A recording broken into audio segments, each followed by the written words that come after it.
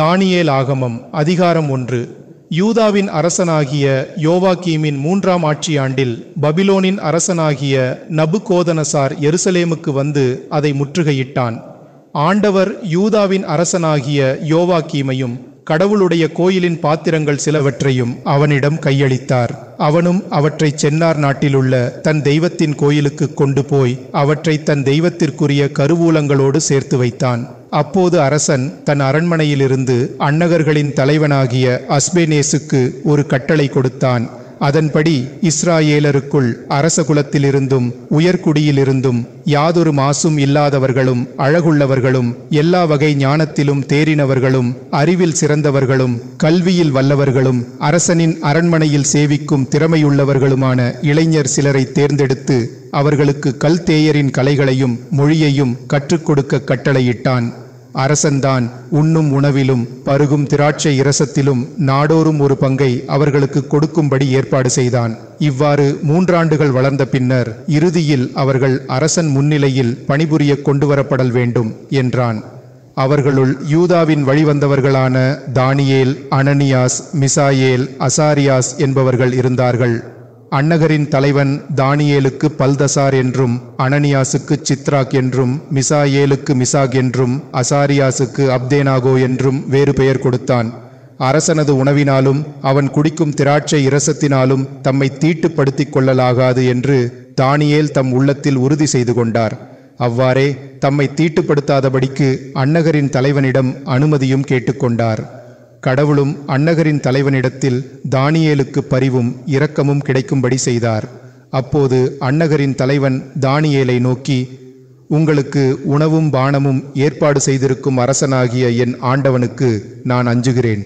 உங்களைப் போன்ற இளைஞர்களின் முகங்களை விட உங்கள் முகங்கள் களை குன்றியனவாய் இருப்பதை அரசன் கண்டால் என் தலையே போய்விடுமே, நீங்கள் அதற்கு காரணமாவீர்கள் என்றான்.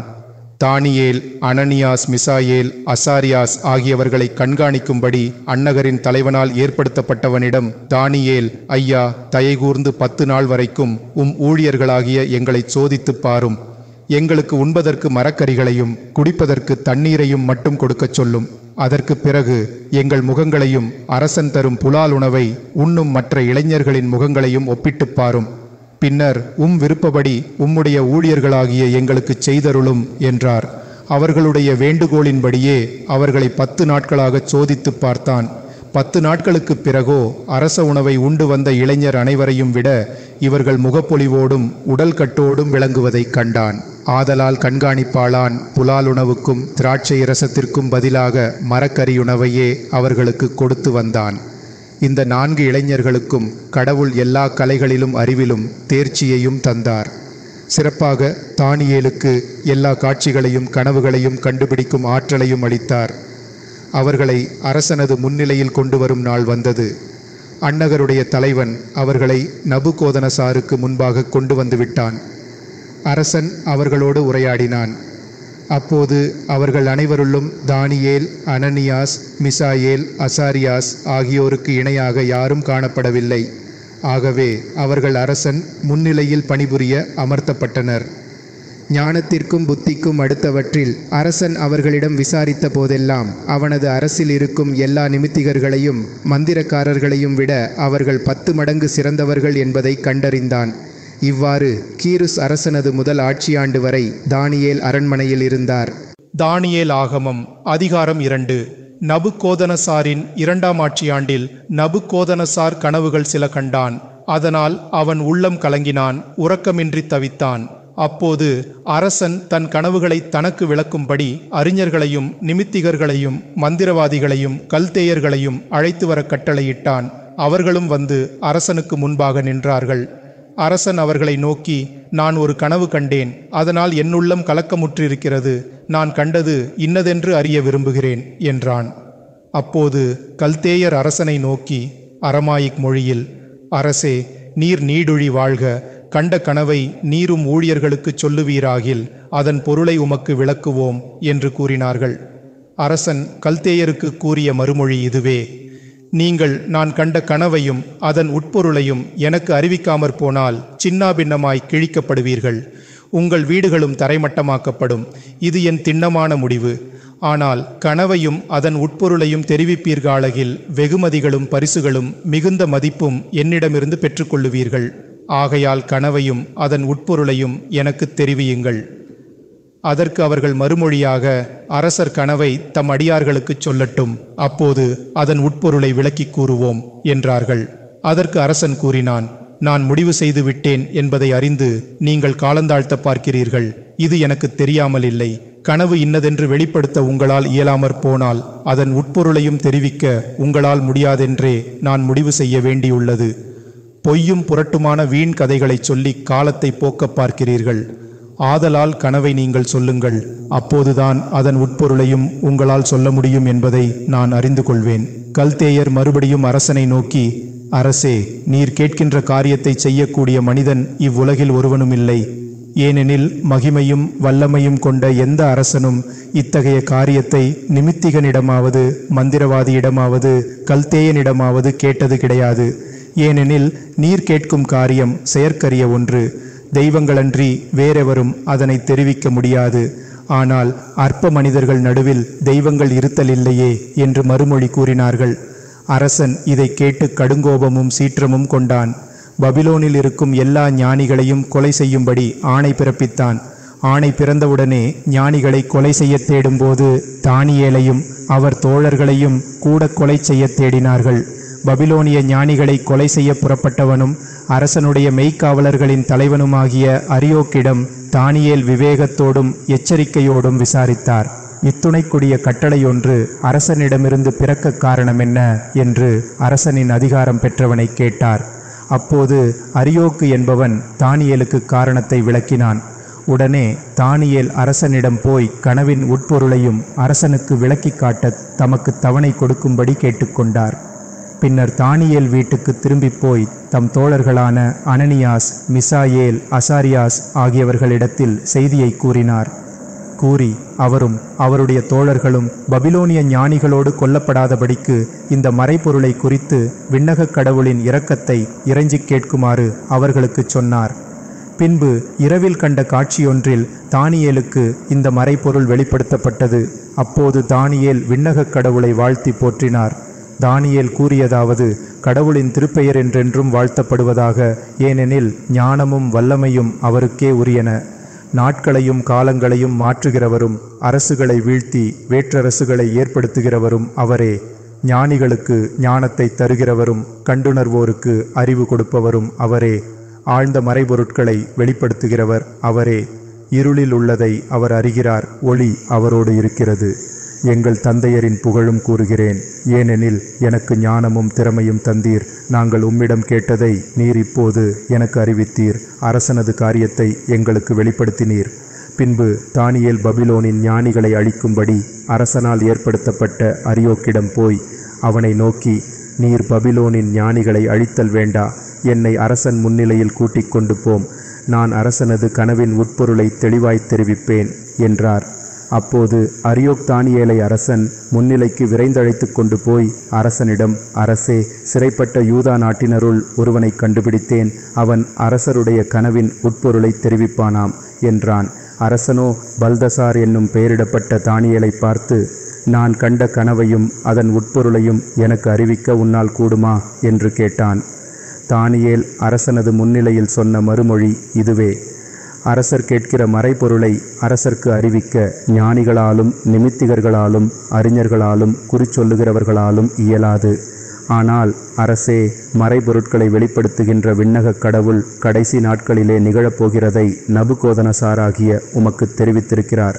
நீர் கண்ட கனவும் நீர் படுத்திருக்கையில் சிந்தையில் தோன்றிய காட்சிகளும் பின்வருமாறு: அரசே, நீர் படுத்திருக்கும் போது இனிமேல் எதிர்காலத்தில் நடக்கப் போவதென்ன என்று நினைக்கத் தொடங்கினீர். அப்போது மறைபொருட்களை வெளிப்படுத்துகிறவர் இனி நடக்கப் போகின்றதை உமக்கு காண்பித்தார். ஆனால் என்னை பொறுத்த மட்டில் மனிதர்கள் அனைவரையும் விட எனக்கு மிகுதியான ஞானம் இருக்கிறது என்பதால் எனக்கு இந்த மறைபொருட்கள் வெளிப்படுத்தப்படவில்லை.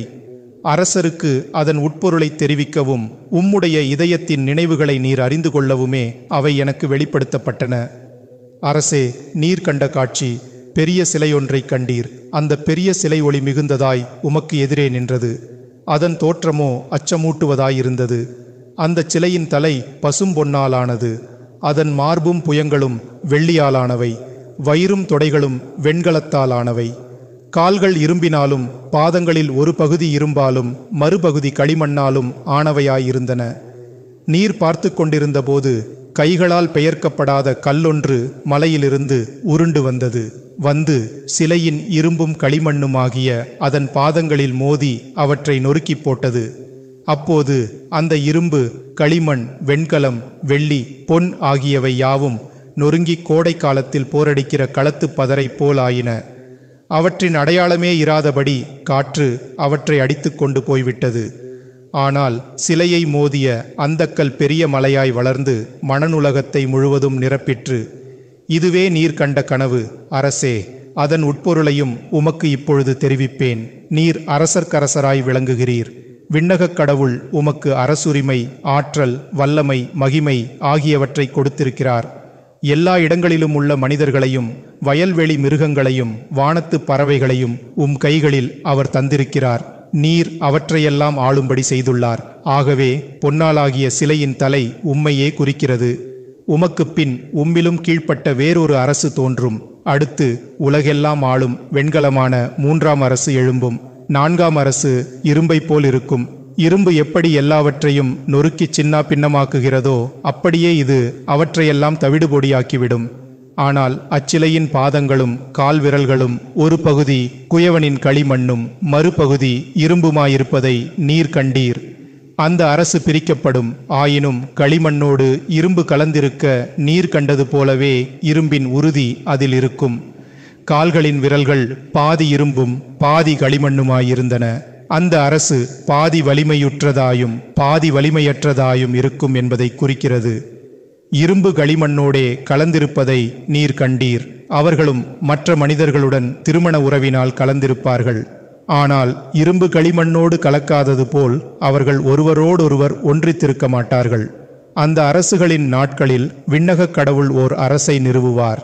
அது என்றுமே அழியாது, வேற்றினத்துக்கும் தரப்படாது. அது மற்ற அரசுகளையெல்லாம் அழிக்கும். அதுவோ என்றென்றும் நிலைத்திருக்கும்.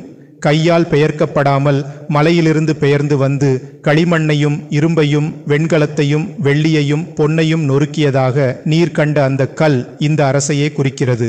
இவ்வாறு எதிர்காலத்தில் நிகழப்போவதை மாபெருங்கடவுள் அரசருக்கு தெரிவித்திருக்கிறார். கனவு உண்மையானது, அதன் உட்பொருளும் சரியானது. அதை கேட்ட அரசன் நபுகோதனசார் முகங்குப்புற விழுந்து தானியேலை பணிந்தான். அவருக்கு பலி செலுத்தவும் தூபங்காட்டவும் கட்டளையிட்டான். மேலும் அரசன் தானியேலை நோக்கி, நீர் இந்த மறைபொருளை வெளிப்படுத்தினபடியால் மெய்யாகவே உங்கள் கடவுள்தான் தெய்வங்களுக்கெல்லாம் கடவுள், அரசர்களுக்கெல்லாம் ஆண்டவர், மறைபொருட்களையெல்லாம் வெளிப்படுத்துகிறவர் என்றான். பின்பு அரசன் தானியேலுக்கு உயர்ந்த மரியாதைகளை தந்து அவருக்கு அன்பளிப்புகள் பலவும் கொடுத்தான். பபிலோன் மாநிலம் முழுவதற்கும் ஆளுநராகவும் பபிலோனின் ஞானிகள் அனைவருக்கும் தலைவராகவும் அவரை ஏற்படுத்தினான். ஆனால் தானியேலின் வேண்டுகோளின்படி சித்ராக், மிசாக், அப்தேனாகோ என்பவர்கள் பபிலோன் மாநிலத்தின் காரியங்களை பார்த்து கொள்ளும்படி ஏற்படுத்தப்பட்டனர். தானியேலோ அரசனது அவையிலேயே இருந்து வந்தார்.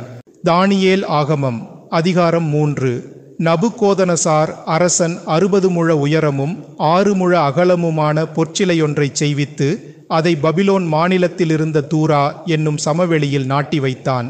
பின்பு மாநிலத் தலைவர்களையும் அதிகாரிகளையும் ஆளுநர்களையும் ஆலோசனை குழுவினர்களையும் நிதி பொறுப்பாளர்களையும் நீதிபதிகளையும் குற்ற விசாரணைக்காரர்களையும் மாநிலங்களின் மற்றெல்லா அலுவலர்களையும் நபுகோதனசார் அரசன்தான் நிறுத்திய படிமத்தின் பிரதிட்டைக்கு வரும்படி கட்டளை அனுப்பினான்.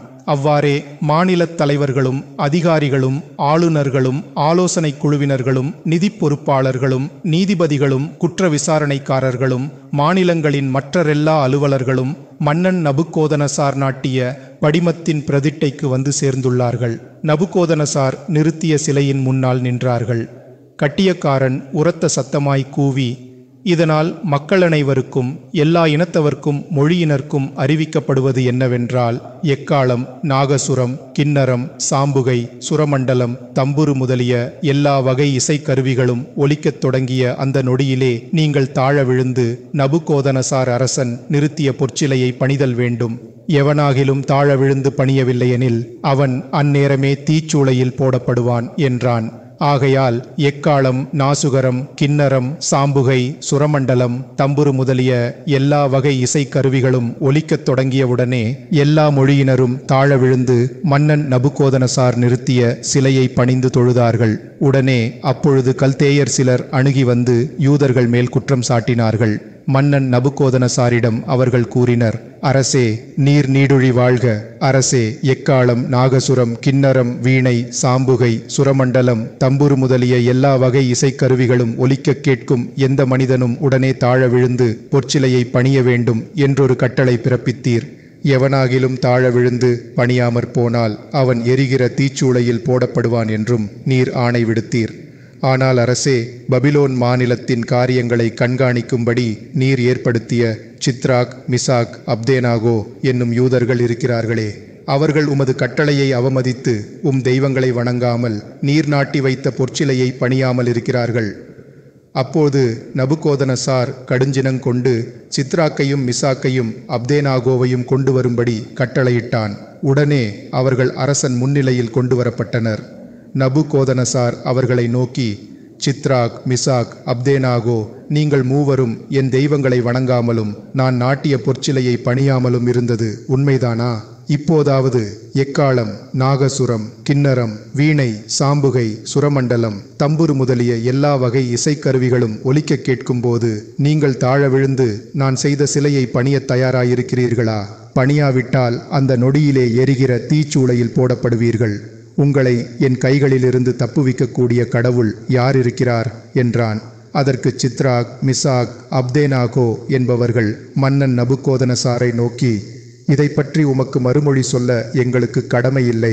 ஏனெனில் அரசே, நாங்கள் வழிபடுகின்ற எங்கள் கடவுள் எரிகிற தீச்சூளையினின்றும் கைகளினின்றும் எங்களை காப்பாற்றி மீட்க வல்லவர். அப்படியே அவருக்கு மனமில்லாமற் போயினும் உம்முடைய தெய்வங்களுக்கு பணிபுரியோம். நீர் நாட்டிய பொற்சிலையை பணிய மாட்டோம். இதெல்லாம் உமக்கு தெரிந்திருக்கட்டும் அரசே என்றார்கள். அப்போது மன்னன் நபுகோதனசாருக்கு கடுஞ்சினம் மூண்டது. கடுகடுப்பான முகத்தோடு சித்ராக், மிசாக், அப்தேனாகோ ஆகியவர்களை பார்த்தான்.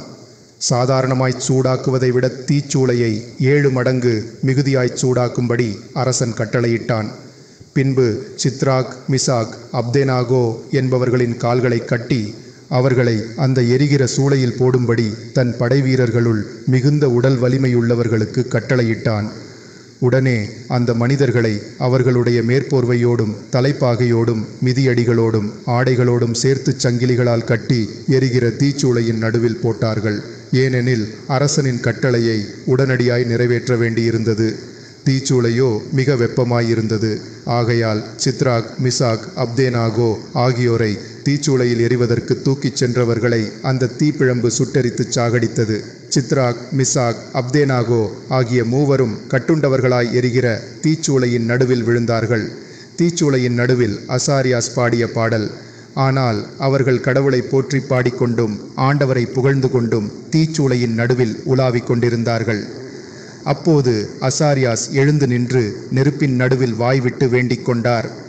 அவர் சொல்லிய செபம் இதுவே: எங்கள் தந்தையரின் இறைவனாகிய ஆண்டவரே, நீர் வாழ்த்தப் பெறுவீராக. உமது திருப்பெயர் என்றென்றும் புகழப்படுக. அதற்கு மகிமை உண்டாகுக. ஏனெனில் நீர் எங்களுக்கு செய்தவற்றிலெல்லாம் நீதியுள்ளவராயிருக்கிறீர். செயல்கள் அனைத்தும் மெய்யானவை. நெறிமுறைகள் நேர்மையானவை. தீர்மானங்கள் உண்மையுள்ளவை. எங்கள் மேலும் எங்கள் தந்தையரின் திருநகரமாகிய எருசலேமின் மேலும் நீர் வரச் செய்த அனைத்திலும் உம்முடைய தீர்ப்புகள் உண்மையானவை. ஏனெனில் எங்கள் பாவங்களை முன்னிட்டே நீர் உண்மையோடும் நீதியோடும் எங்கள் மேல் அவற்றையெல்லாம் வரச் செய்தீர்.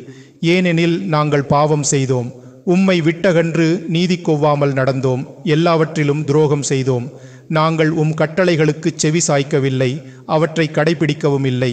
நாங்கள் நன்றாயிருக்கும்படி நீர் கட்டளையிட்டவற்றை நாங்கள் செய்யவும் இல்லை. ஆகையால் நீர் எங்களுக்கு அனுப்பினவை யாவும், எங்களுக்கு நீர் செய்தவை அனைத்துமே நீதி நியாயத்தின்படியே நீர் செய்திருக்கிறீர். அக்கிரமிகளும் கொடியவர்களும் அநீதர்களுமான எங்கள் எதிரிகள் கையில் எங்களை விட்டுவிட்டீர். உலகிலேயே மிக கொடியவனான அநீத அரசனிடம் நீர் எங்களை கையளித்து விட்டீர். ஆனால் இப்பொழுதோ நாங்கள் வாய் திறக்கவும் இயலாது. உம் அடியார்களும் உம்மை பணிகிறவர்களும் நகைப்புக்கும் வெட்கத்திற்கும் உள்ளானார்கள். உம் திருப்பெயரை முன்னிட்டு என்றென்றைக்கும் எங்களை கைவிட்டு விடாதீர். உமது உடன்படிக்கை வீணாய் போக விடாதீர். உம்முடைய அன்பர் ஆபிரகாமை பற்றியும் உம் ஊழியர் ஈசாக் என்பவரை பற்றியும் உம்முடைய பரிசுத்தனாகிய இஸ்ராயேலை பற்றியும் எங்களை விட்டு உம் இரக்கத்தை நீக்காதீர். ஏனெனில் நீர் அவர்களுடைய வித்தினை வானத்து விண்மீன்கள் போலும் கடலோரத்து மணலைப் போலும் பெருகப் பண்ணுவதாக வாக்குறுதி செய்தீரே. ஆண்டவரே, நாங்கள் மற்றெந்த இனத்தாரையும் விட எண்ணிக்கையில் குறைந்து போனோம். எங்கள் பாவங்களின் காரணத்தால் இன்று இவ்வுலகிலேயே மிகவும் தாழ்வடைந்து விட்டோம். இப்பொழுதோ எங்களுக்கு அரசனில்லை, இறைவாக்கினரோ தலைவரோ யாரும் இல்லை, தகன பலி இல்லை, எவ்வகை பலியும் இல்லை, காணிக்கையோ தூபமோ கிடையாது. உமது முன்னிலையில் முதற்கனிகளை படைக்கவோ உமது இரக்கத்தை பெறவோ இடமே கிடையாது. ஆயினும் வருந்துகின்ற உள்ளத்தோடும் தாழ்மையான சிந்தையோடும் உள்ள எங்களை ஏற்றருளும். செம்மறிக் கடாக்களையும் எருதுகளையும் முற்றிலும் எரித்துச் செலுத்தப்படும் தகன பலியைப் போலவும் பல்லாயிரம் கொழுத்த செம்மறி புருவைகளின் பலியைப் போலவும் எங்களுடைய பலி உமக்கு உகந்ததாயிருக்கும்படி இன்றைக்கு உம் முன்னிலையில் எழும்புவதாக. ஏனெனில் உம்மை நம்பினோர்க்கு கலக்கமில்லை. இப்பொழுது நாங்கள் உம்மை முழு உள்ளத்தோடு பின்பற்றுகிறோம். உமக்கு அஞ்சி உமது முகத்தை நாடுகிறோம். எங்களை அவமானத்துக்கும் உள்ளாக்காதீர். உமது பரிவுக்கேற்பவும் இரக்கப் பெருக்கத்தின்படியும் எங்களை நடத்தியருளும். ஆண்டவேர, உம் வியத்தகு செயல்களால் எங்களை மீட்டு உமது திருப்பெயருக்கு மகிமை தேடித் தந்தருளும். உம் அடியார்களுக்கு துன்பம் கொடுக்கும் அனைவரும் அவமானத்திற்கு ஆளாவார்களாக. அவர்கள் ஆற்றில் எல்லாம் இழந்து தாழ்த்தப்படுவார்களாக. அவர்களது வல்லமையும் நொறுக்கப்படுவதாக. நீர் ஒருவரே இறைவானாகிய ஆண்டவர் என்பதையும் இவ்வுலகம் முழுவதிலும் மகிமையுள்ளவர் என்பதையும் அவர்கள் அறிந்து கொள்வார்களாக. இது இவ்வாறிருக்க அவர்களை தீச்சூளையில் போட்டவர்களான அரசனுடைய ஊழியர்கள் சூளையின் மணலில் நிலக்கீல், குங்கிலியம், சணற்கூலம், விறகுச் சுள்ளிகள் ஆகியவற்றை ஓயாமலிட்டு தீ வளர்த்து கொண்டே இருந்தார்கள். தீயானது சூளைக்கு மேல் 49 முழம் எழும்பிற்று. அது வெளியிலும் தாவீத் சூளையின் அருகில் நின்றிருந்த கல்தேயர்களை பொசுக்கிவிட்டது. ஆண்டவருடைய தூதரோ அசாரியாசோடும் அவருடைய தோழர்களோடும் சூளைக்குள் இறங்கி தீக்கொழுந்தை சூளையினின்றும் வெளியே செல்லச் செய்தார். மேலும் சூளையின் நடுவில் குளிர்ந்த காற்று வீசும்படி செய்தார். ஆகவே நெருப்பு அவர்களை தொடவே இல்லை. அவர்கள் கொஞ்சமும் வருத்தமோ துன்பமோ அடையவில்லை. இளைஞர் மூவரின் பாடல். அப்பொழுது அந்த மூவரும் ஒரு வாய்ப்பட அந்த சூளையிலேயே கடவுளை போற்றி வாழ்த்தி புகழ்ந்தனர். அவர்கள் பாடிய புகழ்பண் இதுவே: எங்கள் தந்தையரின் இறைவனாகிய ஆண்டவரே, நீர் புகழ் பெறுவீராக. என்றென்றும் நீர் போற்றப்படவும் உயர்த்தப்படவும் தகுதியுள்ளவர். உமது மகிமையுள்ள திருப்பெயர் புகழப்படுவதாக. என்றென்றும் போற்றப்படவும் உயர்த்தப்படவும் கடவதாக. உமது மகிமையுள்ள பரிசுத்த கோயிலில் நீர் புகழப்படுவீராக. என்றென்றும் எல்லாருக்கும் மேலாக வாழ்த்தும் மகிமையும் பெறுவீராக. உமது அரசின் அரியணையில் மேல் நீர் புகழப்படுவீராக. என்றென்றும் வாழ்த்தும் உயர்ச்சியும் பெறுவீராக. கெருபீம்கள் மேல் அமர்ந்து பாதாளத்தை காண்கிறவரே, நீர் புகழப்படுவீராக.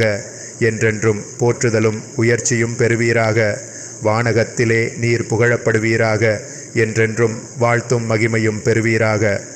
ஆண்டவருடைய எல்லா படைப்புகளே, ஆண்டவரை புகழுங்கள். என்றென்றும் அவரை வாழ்த்தி உயர்த்துங்கள். ஆண்டவருடைய தூதர்களே, ஆண்டவரை புகழுங்கள்.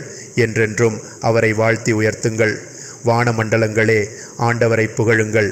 என்றென்றும் அவரை வாழ்த்தி உயர்த்துங்கள். வானமண்டலத்திற்கும் மேலிருக்கும் நீர்நிலைகளே, நீங்கள் அனைவரும் ஆண்டவரை புகழுங்கள். என்றென்றும் அவரை வாழ்த்தி உயர்த்துங்கள். ஆண்டவருடைய வல்லமைகளே, நீங்கள் அனைவரும் ஆண்டவரை புகழுங்கள். என்றென்றும் அவரை வாழ்த்தி உயர்த்துங்கள். கதிரவனே, நிலவே, ஆண்டவரை புகழுங்கள்.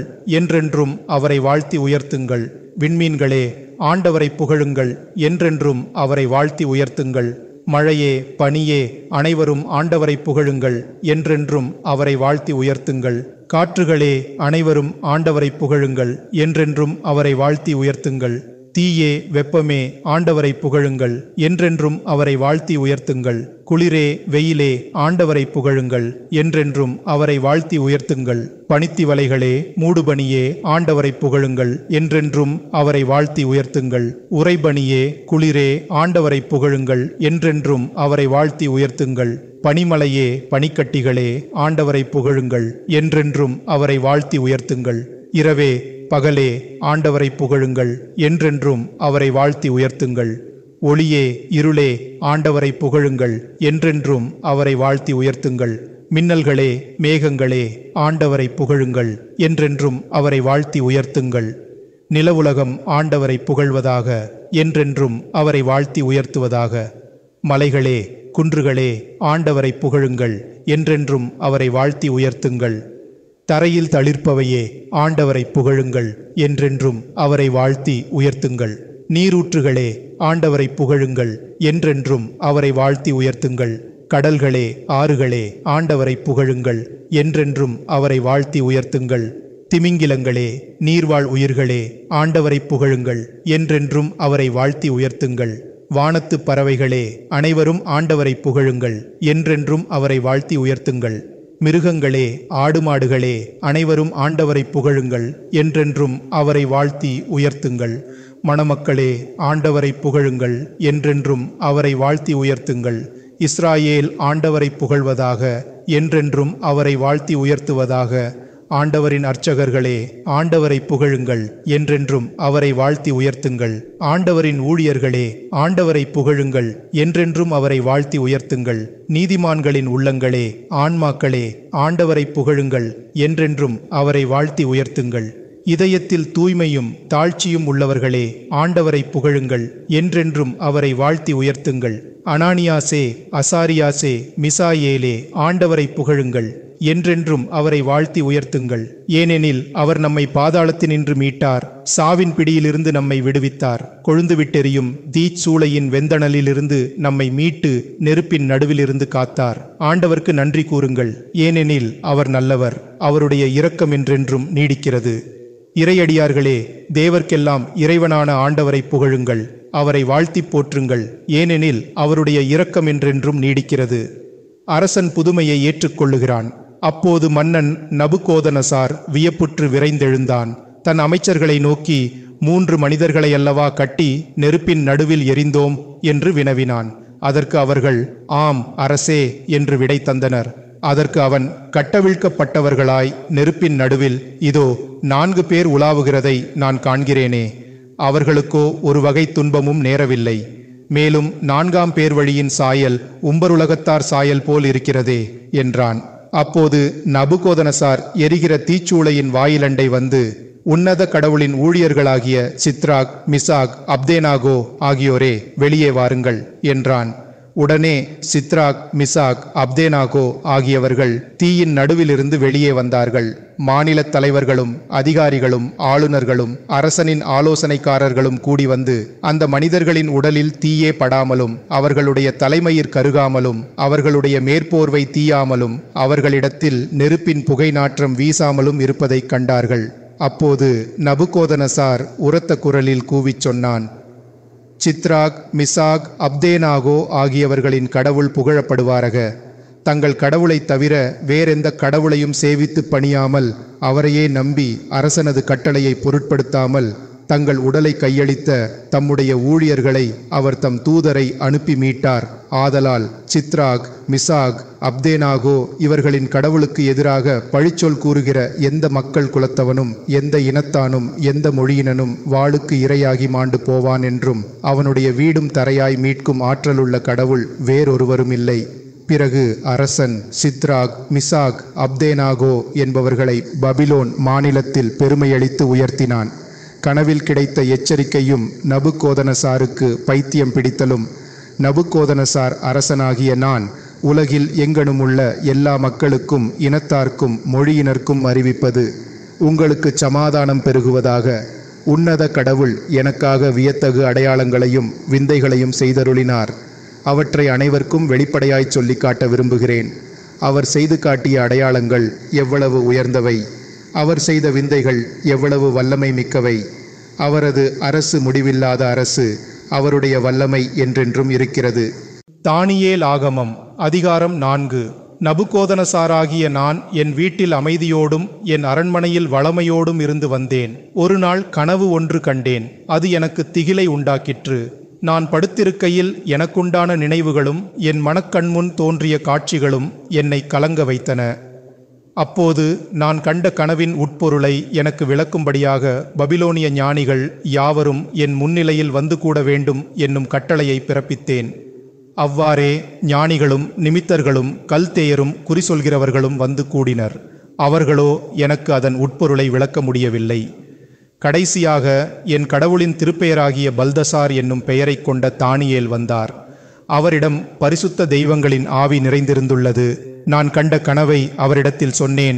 ஞானிகளின் தலைவராகிய பல்தசாரே, பரிசுத்த தெய்வங்களின் ஆவி உம்மிடம் நிறைந்துள்ளது என்றும் எந்த மறைபொளையும் அறிவது உமக்கு கடினமன்று என்றும் நான் அறிந்திருக்கிறேன். நான் கண்ட கனவில் தோன்றிய காட்சிகளையும் அவற்றின் உட்பொருளையும் விளக்குக. நான் படுக்கையில் கிடந்தபோது என் மனக்கண்முன் தோன்றிய காட்சி இதுவே. இதோ, உலகின் நடுவில் மரமொன்றை கண்டேன். அது மிகவும் உயரமானதாயிருந்தது. அந்த மரம் மிக பெரிதாகவும் வலுவுள்ளதாகவும் வானத்தை தொடுமளவு உயரமாகவும் வளர்ந்தது. உலகின் எல்லைகளிடமிருந்து கூட அதை பார்க்கக்கூடும். அதன் இலைகள் மிகவும் பசுமையாயிருந்தன. மரத்தில் கனிகள் மிகுதியாயிருந்தன. அதில் எல்லா உயிர்க்கும் போதிய உணவு இருந்தது. அதன் கீழ்காட்டு மிருகங்கள் தங்கியிருந்தன. அதன் கிளைகளில் வானத்து பறவைகள் குடியிருந்தன. உயிர்கள் அனைத்தும் அதிலிருந்து உணவு பெற்றன. நான் படுத்திருக்கையில் என் மனக்கண்முன் இந்த காட்சிகள் தோன்றியதைக் கண்டேன். அப்போது இதோ, காவல் வீரராகிய பரிசுத்தர் ஒருவர் வானத்திலிருந்து இறங்கி வந்தார்.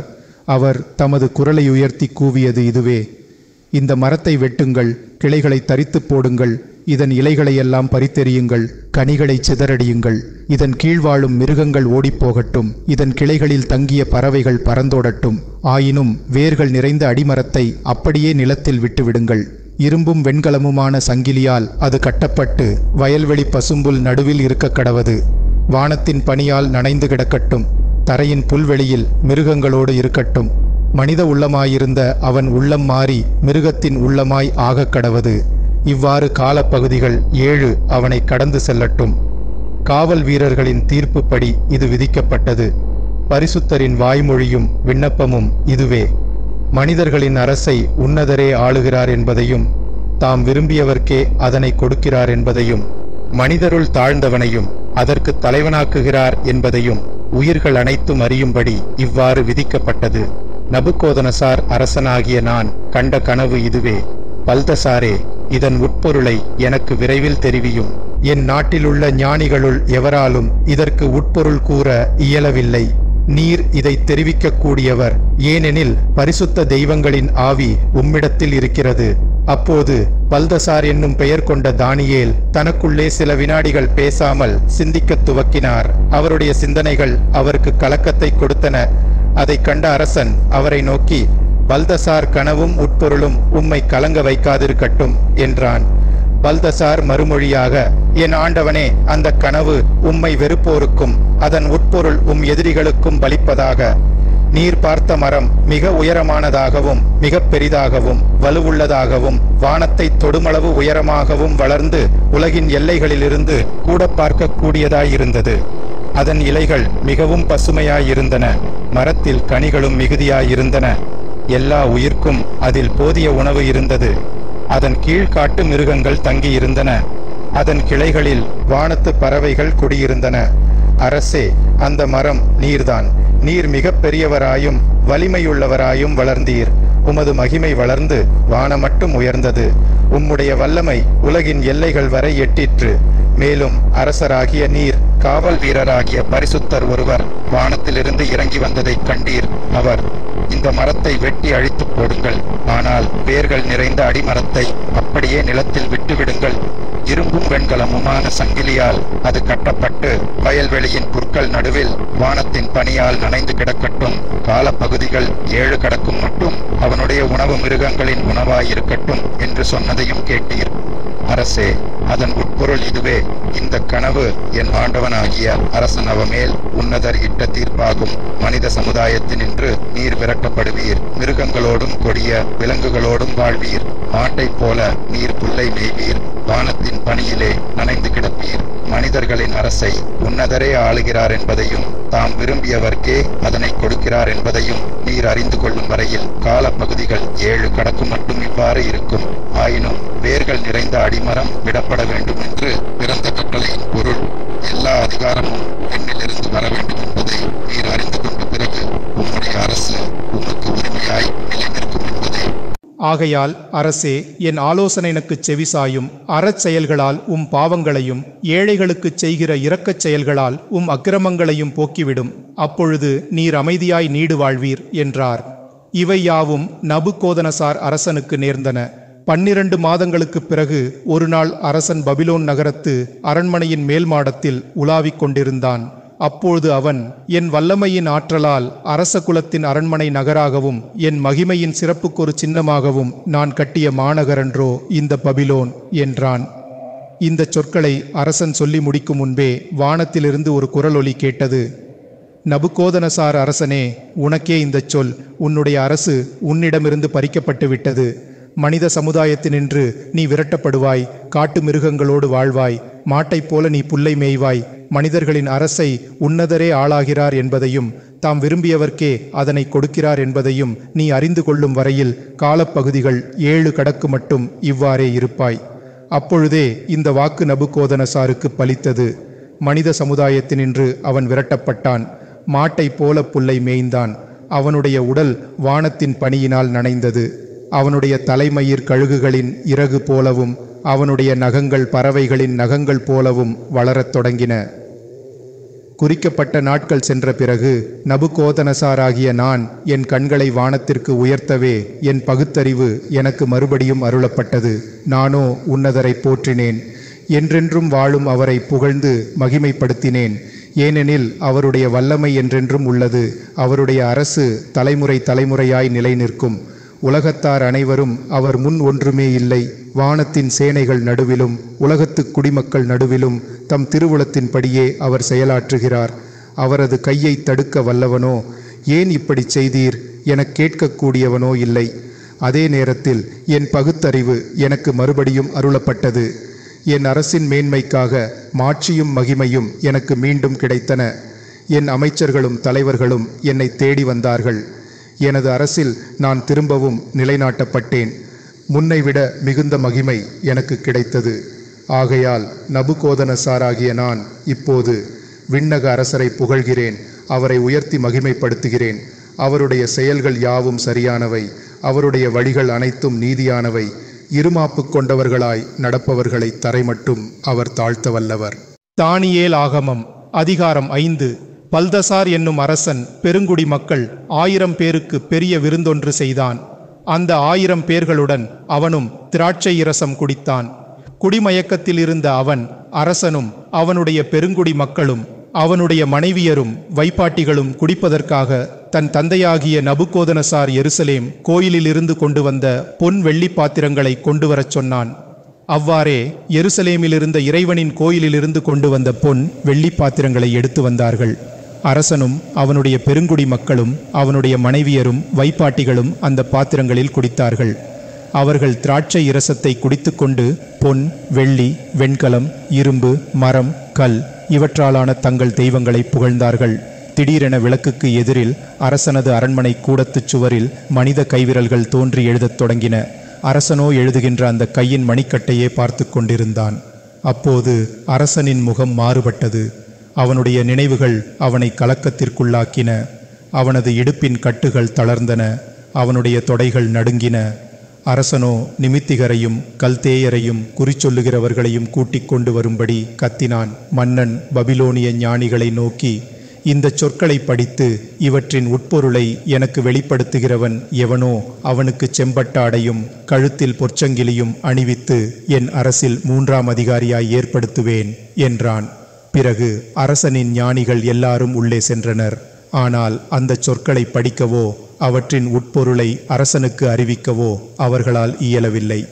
அதை கண்ட மன்னன் பல்தசார் மிகவும் கலங்கினான். அவனுடைய முகம் வேறுபட்டது. அவனுடைய பெருங்குடி மக்களும் திகைத்து போயினர். அரசனுக்கும் பெருங்குடி மக்களுக்கும் நேர்ந்ததை அறிந்த அரசி விருந்து கூட்டத்திற்குள் வந்து, அரசே, நீர் நீடூழி வாழ்க. உம்முடைய நினைவுகளின் காரணமாய் நீர் கலங்க வேண்டா. முகம் வேறுபட காரணமும் இல்லை. பரிசுத்த தெய்வங்களின் ஆவி கொண்ட மனிதன் ஒருவன் உமது அரசில் இருக்கிறான். தந்தையின் ஆட்சி காலத்தில் தெய்வங்களுக்கொத்த அறிவொளியும் புத்தியும் ஞானமும் அவனிடத்தில் வெளிப்பட்டு விளங்கின. தந்தையாகிய நபுகோதனசார் அரசர் அவனை ஞானிகளுக்கும் நிமித்திகர்களுக்கும் கல்தேயர்களுக்கும் குறி சொல்கிறவர்களுக்கும் தலைவனாக கூட ஏற்படுத்தினார். ஆம் அரசே, தந்தை அவ்வாறு செய்தார். அரசனால் பல்தசார் என்று பெயரிடப்பட்ட அந்த தானியேலுக்கு வியத்தகு விவேகமும் அறிவும் புத்தி கூர்மையும் கனவுகளுக்கு விளக்கம் கூறும் அறிவாற்றலும் சிக்கல்களை தீர்க்கும் வல்லமையும் உண்டு. ஆகையால் இப்போது தானியேலை கூட்டிக் கொண்டு வந்தால் அவன் விளக்கம் கூறுவான் என்றாள். அவ்வாறே தானியேல் அரசன் முன்னிலைக்கு கொண்டு வரப்பட்டார். அரசன் அவரை பார்த்து, என் தந்தையாகிய அரசன் யூதேயாவிலிருந்து சிறைபிடித்து வந்த யூதர்களுள் ஒருவனாகிய தானியேல் என்பவன் நீதானே? உன்னிடத்தில் தெய்வங்களின் ஆவியும் வியத்தகு அறிவும் புத்தியும் ஞானமும் உண்டென உன்னை பற்றி கேள்விப்பட்டேன். இப்போது இந்த சொற்களை படித்து இவற்றின் உட்பொருளை எனக்கு சொல்வதற்காக ஞானிகளும் நிமித்திகர்களும் என் முன் வந்தார்கள். ஆனால் அவர்களால் இந்த சொற்களின் உட்பொருளை வெளிப்படுத்த முடியவில்லை. மறைபொருளை வெளிப்படுத்தவும் சிக்கலானவற்றை தீர்க்கவும் உன்னால் முடியும் என உன்னை குறித்து கேள்விப்பட்டேன்.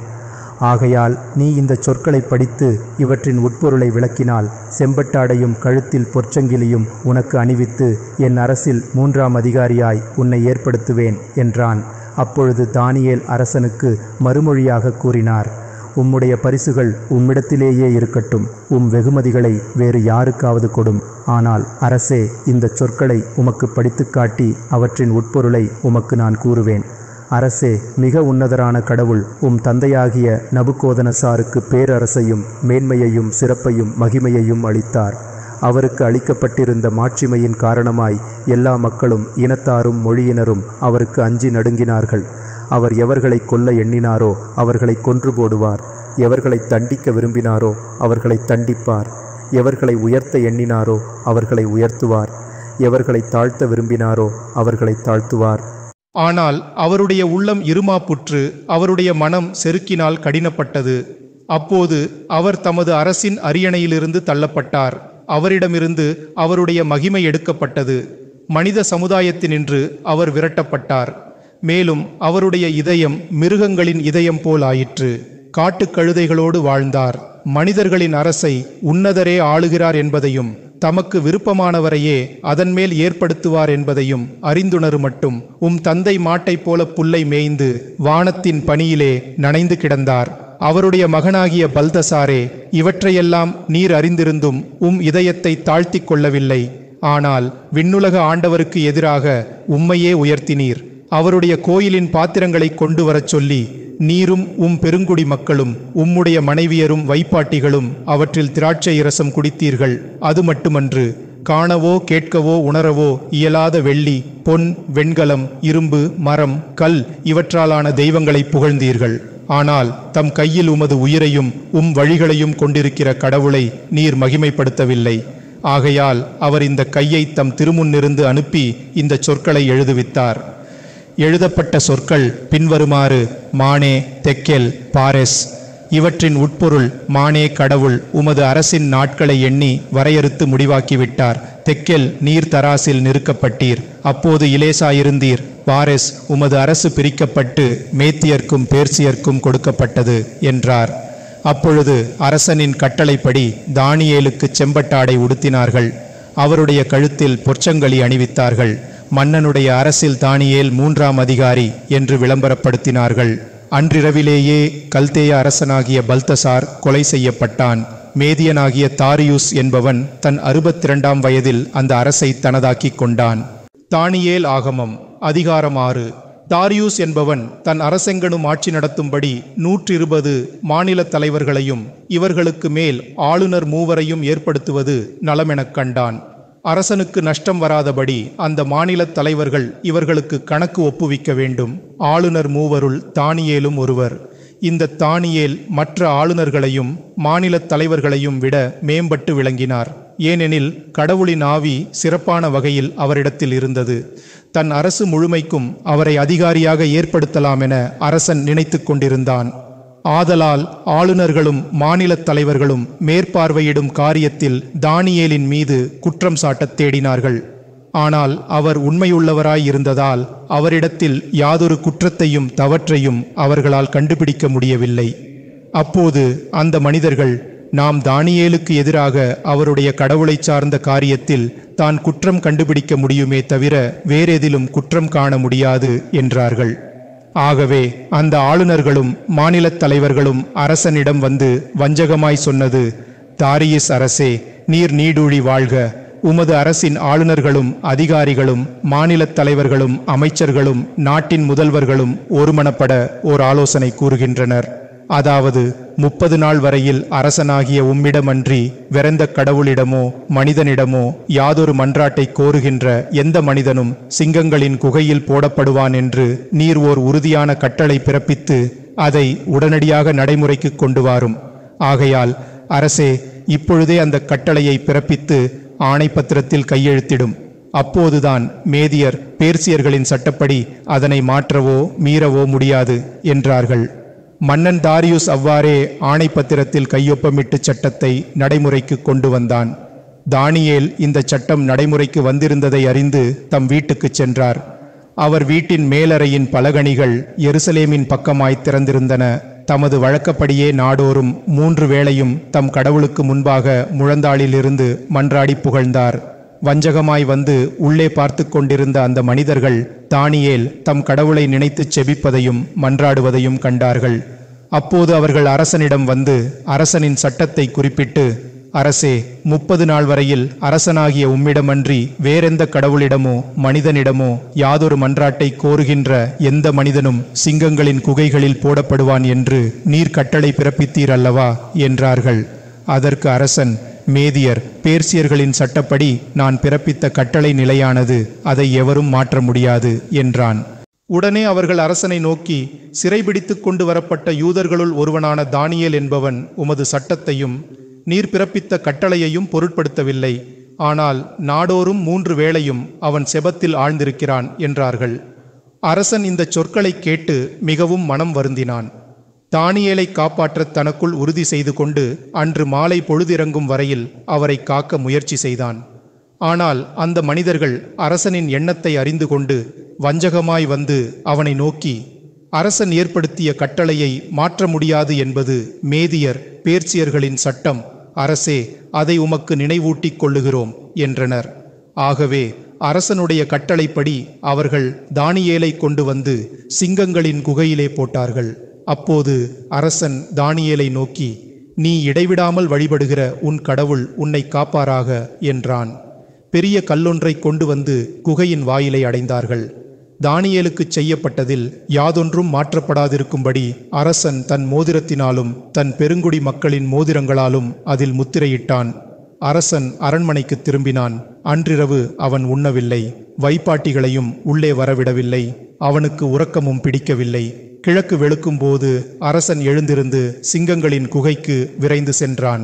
அவன் குகையின் அருகில் வந்ததும் துயரக் குரலில் தானியேலை கூப்பிட்டு, தானியேலே, உயிருள்ள கடவுளின் ஊழியனே, நீ இடைவிடாமல் வழிபடும் உன் கடவுள் உன்னை சிங்கங்களினின்று காக்க வல்லவராயிருந்தாரா என்று கேட்டான். அதற்கு தானியேல் அரசனிடம், அரசே, நீர் நீடூழி வாழ்க. என் கடவுள் தம் தூதரை அனுப்பி சிங்கங்களின் வாய்களை கட்டி போட்டார். அவை எனக்கு தீங்கொன்றும் செய்யவில்லை. ஏனெனில் அவர் முன்னிலையில் என்னிடம் பரிசுத்தமே காணப்பட்டது. மேலும் அரசே, முன்னிலையிலும் நான் குற்றமற்றவன் என்று மறுமொழி கொடுத்தார். அப்போது அரசன் மிகவும் மனமகிழ்ந்து உடனே தானியேலை குகையிலிருந்து தூக்கி வெளிப்படுத்தும்படி கட்டளையிட்டான். அவ்வாறே தானியேலை குகையிலிருந்து வெளியே எடுத்தார்கள். அவருக்கு யாதொரு தீங்கும் ஏற்படவில்லை, ஏனெனில் அவர் தம் கடவுளை நம்பினார். அதன் பிறகு அரசன் தானியேலை குற்றம் சாட்டிய அந்த வஞ்சகர்களை கொண்டு வர கட்டளையிட்டான். அவர்களும் அவர்களுடைய மனைவி மக்களும் சிங்கங்களின் குகையிலே போடப்பட்டார்கள். அவர்கள் குகையில் விழுமுன்னே சிங்கங்கள் அவர்களை கவ்வி பிடித்து அவர்களுடைய எலும்புகளையெல்லாம் நொறுக்கி போட்டன. அப்போது தாரியுஸ் அரசன் நாடெங்கனுமுள்ள எல்லா மக்களுக்கும் இனத்தார்களுக்கும் மொழியினர்களுக்கும் ஓர் அறிக்கை விடுத்தான். உங்களுக்கு சமாதானம் பெருகுவதாக. என் ஆளுகைக்குட்பட்ட அரசெங்கனுமுள்ள மக்கள் அனைவரும் தானியேலின் கடவுளுக்கு அஞ்சி நடுங்கியிருத்தல் வேண்டும். இது என் ஆணை. ஏனெனில் அவரே உயிருள்ள கடவுள், அவர் என்றென்றும் நிலைத்திருக்கிறார். அவருடைய அரசு என்றும் அழிவுறாது, அவருடைய ஆட்சிக்கு முடிவிராது. தானியேலை சிங்க குகையினின்று காப்பாற்றினவர் அவரே, அவரே மீட்பவர், விடுதலை கொடுப்பவர், விண்ணிலும் மண்ணிலும் விந்தைகள் செய்கிறார். இவ்வாறு தானியேல் தாரியூசின் ஆட்சி காலத்திலும் பேர்சியனாகிய கீருஸ் மன்னனின் ஆட்சி காலத்திலும் சீருடனும் சிறப்புடனும் வாழ்ந்து வந்தார். தானியேல் ஆகமம் அதிகாரம் 7. பபிலோனின் அரசனாகிய பல்தசாரின் முதலாண்டில் தானியேல் கனவு ஒன்று கண்டார். அவர் படுக்கையில் இருக்கும்போது அவரது மனக்கண் முன் காட்சிகள் தோன்றின. பிறகு அவர் அந்த கனவை எழுதி வைத்து அதனை சுருங்கச் சொன்னார். இரவில் நான் கண்ட காட்சி இதுவே.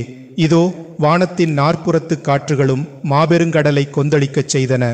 அப்போது வெவ்வேறு வடிவமுள்ள 4 பெரிய மிருகங்கள் கடலினின்று மேலெழும்பின. அவற்றுள் முதல் மிருகம் கழுகின் இறக்கைகளையுடைய சிங்கத்தைப் போல் இருந்தது. நான் பார்த்து கொண்டிருக்கையில் அதன் இறக்கைகள் பிடுங்கப்பட்டன. அது தரையினின்று தூக்கப்பட்டது. மனிதனைப் போல் 2 கால்களில் நின்றது. அதற்கு மனித இதயமும் கொடுக்கப்பட்டது. அடுத்தாற்போல் இதோ முற்றிலும் வேறானதொரு மிருகத்தை கண்டேன். கரடியைப் போன்ற அந்த மிருகம் ஒரு பக்கமாய்ச் சாய்ந்து நின்று பற்களிடையில் 3 விலாவெலும்புகளை வாயில் கவ்விக் கொண்டிருந்தது. எழுந்திரு, ஏராளமான இறைச்சியை விழுங்கு என்று அதற்கு சொல்லப்பட்டது. இன்னும் நோக்கினேன், இதோ வேங்கை போலும் வேறொரு மிருகம் காணப்பட்டது. அதன் மேல் பறவையின் இறக்கைகளைப் போல 4 இருந்தன. அந்த மிருகத்திற்கு 4 தலைகள் இருந்தன. அதற்கு வல்லமை கொடுக்கப்பட்டது.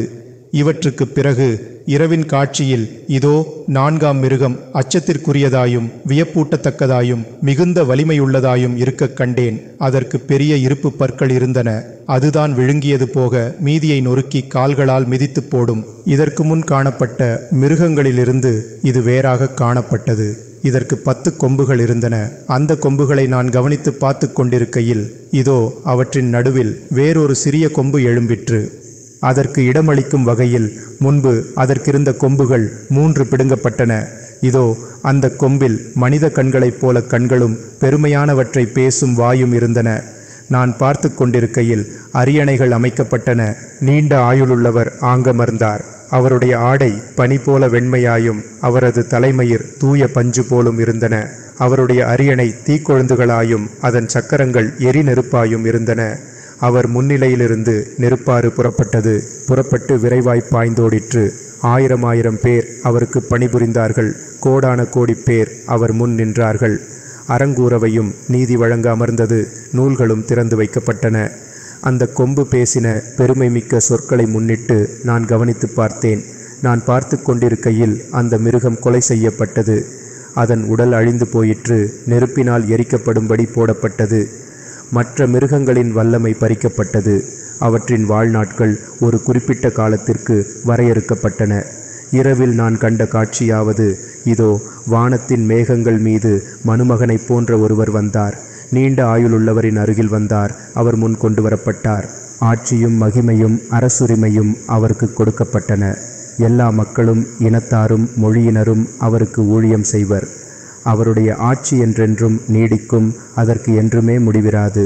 அவருக்கு அளிக்கப்பட்ட அரசுரிமை என்றுமே அழிந்து போகாது. என் மனம் திகிலுற்றது. தானியேலாகிய நான் அஞ்சி நடுங்கினேன். என் மனக்கண் முன் தோன்றிய காட்சிகள் என்னை கலக்கத்திற்குள்ளாக்கின. அருகில் நின்றிருந்தவர்களுள் ஒருவரை அண்டிப்போய், இவற்றுக்கெல்லாம் பொருள் என்ன என்று கேட்டேன். அவர் அவற்றின் உட்பொருளையெல்லாம் எனக்கு விளக்கி கூறினார். இந்த 4 மிருகங்களும் பூமியில் எழும்பப் போகும் 4 அரசர்களை குறிக்கின்றன. ஆனால் உன்னத கடவுளின் பரிசுத்தர்கள் அரசுரிமை பெறுவார்கள். அந்த அரசுரிமையை என்றென்றைக்கும் நீடூழி காலங்களுக்கும் கொண்டிருப்பார்கள். அதன் பின்னர் மற்ற மிருகங்களினும் வேறானதாக காணப்பட்டதும் மிகுந்த அச்சத்திற்குரியதும் இருப்பு பற்கள் நகங்கள் கொண்டதாய் தான் தின்று நொறுக்கியது போக மீதியை கால்களால் மிதித்து போட்டதுமான அந்த 4ஆம் மிருகத்தை பற்றி அறிந்து கொள்ள விரும்பினேன். அதன் தலையில் இருந்த 10 கொம்புகளை பற்றியும் 3 கொம்புகள் விழுந்து போக அவற்றினிடத்தில் எழும்பினதும் கண்களும் பெருமையானவற்றை பேசும் வாயும் கொண்டிருந்ததும் மற்றவர்களை காட்டிலும் பெரியதுமாயிருந்த அந்த கொம்பை பற்றியும் தெரிந்து கொள்ள விரும்பினேன். நான் பார்த்து கொண்டிருக்கையில் அதோ அந்த கொம்பு பரிசுத்தர்களுக்கு எதிராய் போர் புரிந்து அவர்களை வென்றது. நீண்ட ஆயுளுள்ளவர் வந்து உன்னதருடைய பரிசுத்தர்களுக்கு தீர்ப்பு சொல்லும் வரை போர் நடந்தது. அதன்பின் காலம் வந்தது. அப்போது பரிசுத்தர்கள் அரசுரிமை பெற்றுக்கொண்டார்கள். அவர் இன்னும் தொடர்ந்து பேசினார். அந்த 4ஆம் மிருகம் உலகில் தோன்றப்போகும் 4ஆம் அரசை குறிக்கிறது. இது மற்றெல்லா அரசுகளையும் விட வேறுபட்டதாகும். உலகம் முழுவதையும் அது விழுங்கிவிடும், மிதித்து நொறுக்கிவிடும். அந்த 10 கொம்புகள், இந்த அரசினின்று 10 மன்னர்கள் எழும்புவர். அவர்களுக்கு பிறகு மற்றொருவன் எழும்புவான். முந்தினவர்களை விட இவன் வேறுபட்டவனாயிருப்பான். அவர்களுள் 3 தனக்கு கீழ்ப்படுத்துவான். அவன் உன்னதற்கு எதிரான சொற்களை பேசுவான். உன்னதரின் பரிசுத்தர்களை துன்புறுத்துவான். நாள் கிழமைகளையும் சட்டத்தையும் மாற்றப் பார்ப்பான். அவர்களோ ஒரு காலம், இருகாலம், அரைகாலம் அளவும் அவனுடைய கையில் விடப்படுவர். ஆனால் அரங்கூரவையம் நீதி வழங்க அமரும். அவனுடைய அரசுரிமை அவனிடமிருந்து பறிக்கப்படும். முடிவு வரை ஒடுக்கப்பட்டு அழிந்து போகும். அரசும் அரசுரிமையும் வானத்தின் கீழ் எங்கனுமுள்ள அரசுகளின் மகிமை பெருமையும் உன்னதரின் பரிசுத்தர்களுடைய இனத்தார்க்கு தரப்படும். அவர்களுடைய அரசு என்றென்றும் நிலைக்கும் அரசு. அரசர்கள் அனைவரும் அவர்களுக்கு பணிந்து கீழ்ப்படிவர். இவ்வாறு அவர் விளக்கம் கூறி முடித்தார். தானியேலாகிய நான் என் நினைவுகளின் காரணமாய் மிகவும் கலங்கினேன். என் முகம் வேறுபட்டது. ஆயினும் இவற்றை என் மனத்திலேயே வைத்து கொண்டேன். தானியேல் ஆகமம் அதிகாரம் 8. முன்பு கண்ட காட்சிக்குப் பிறகு மன்னன் பல்தசாரின் 3ஆம் ஆட்சியாண்டில் தானியேலாகிய நான் வேறொரு காட்சி கண்டேன். அந்த காட்சியில் நான் கண்டது பின்வருமாறு. 7ஆம் நாட்டிலுள்ள சூசா என்னும் அரண் சூழ்ந்த பட்டணத்தில் நான் இருந்தேன். அங்கே ஊலாய் ஆற்றை நோக்கி இருக்கும் வாயிலருகே நான் இருந்ததாக கண்டேன். நான் கண்களை உயர்த்தி பார்த்தேன். இதோ ஒரு செம்மறிக்கடா அந்த ஆற்றங்கரையில் நின்று கொண்டிருந்தது. அதற்கு 2 கொம்புகள் இருந்தன. 2ம் நீளமான கொம்புகள். ஆயினும் அவற்றுள் ஒன்று மற்றதை விட நீளமானது. அது வளர்ந்து கொண்டே வந்தது. அந்த செம்மறிக்கடா தன் கொம்புகளினால் மேற்கு, வடக்கு, தெற்கு பக்கங்களில் முட்டுவதைக் கண்டேன். அதனை எதிர்த்து நிற்க எந்த மிருகத்தாலும் இயலவில்லை. அதனிடமிருந்து அவற்றை தப்புவிக்கவல்ல யாரும் இல்லை.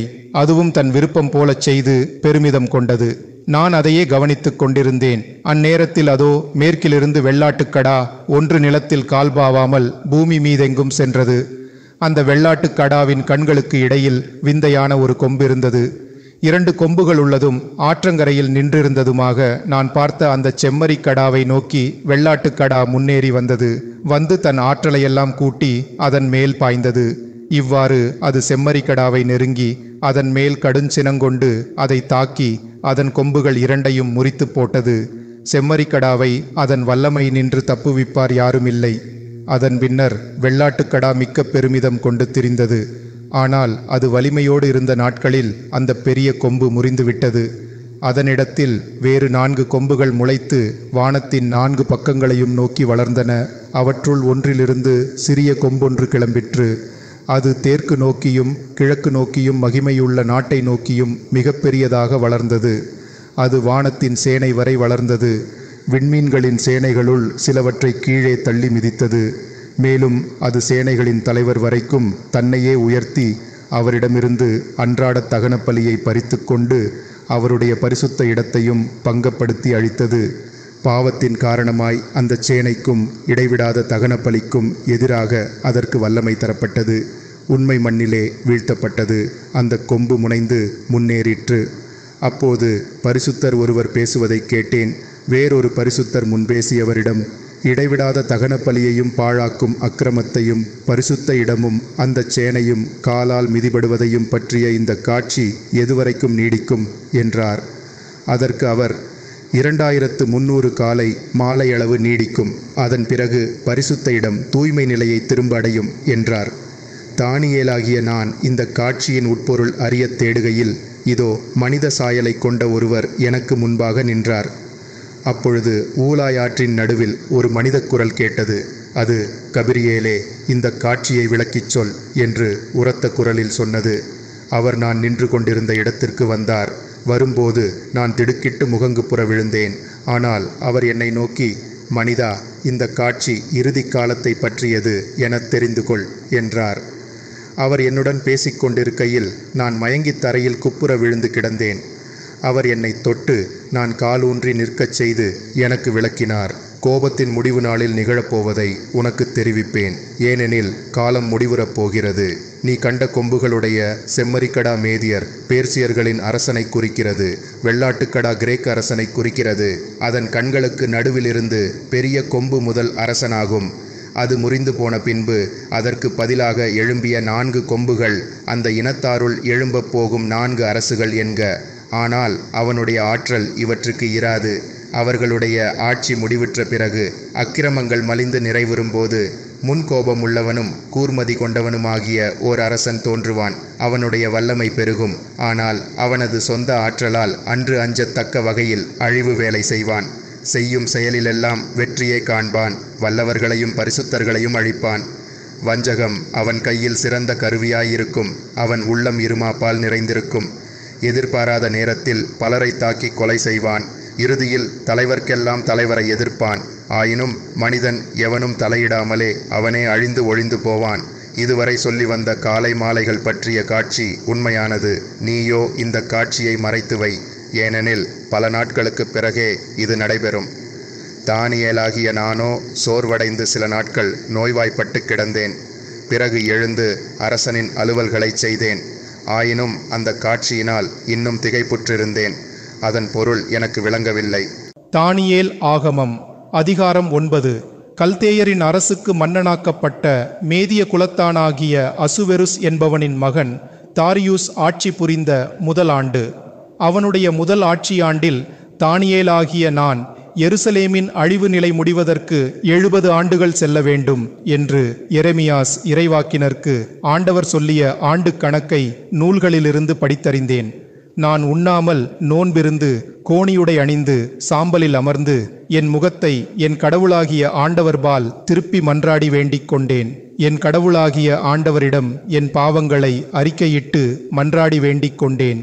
ஆண்டவரே, உமக்கு அன்பு செய்து உம்முடைய கட்டளைகளை கடைப்பிடிக்கிறவர்களுடன் உடன்படிக்கையை காத்து இரக்கம் காட்டுகிறவராகிய அஞ்சத்தக்க மகிமை மிக்க இறைவா, நாங்கள் பாவம் செய்தோம், அக்கிரமம் புரிந்தோம், தீநெறியில் நடந்து விலகிப் போனோம்.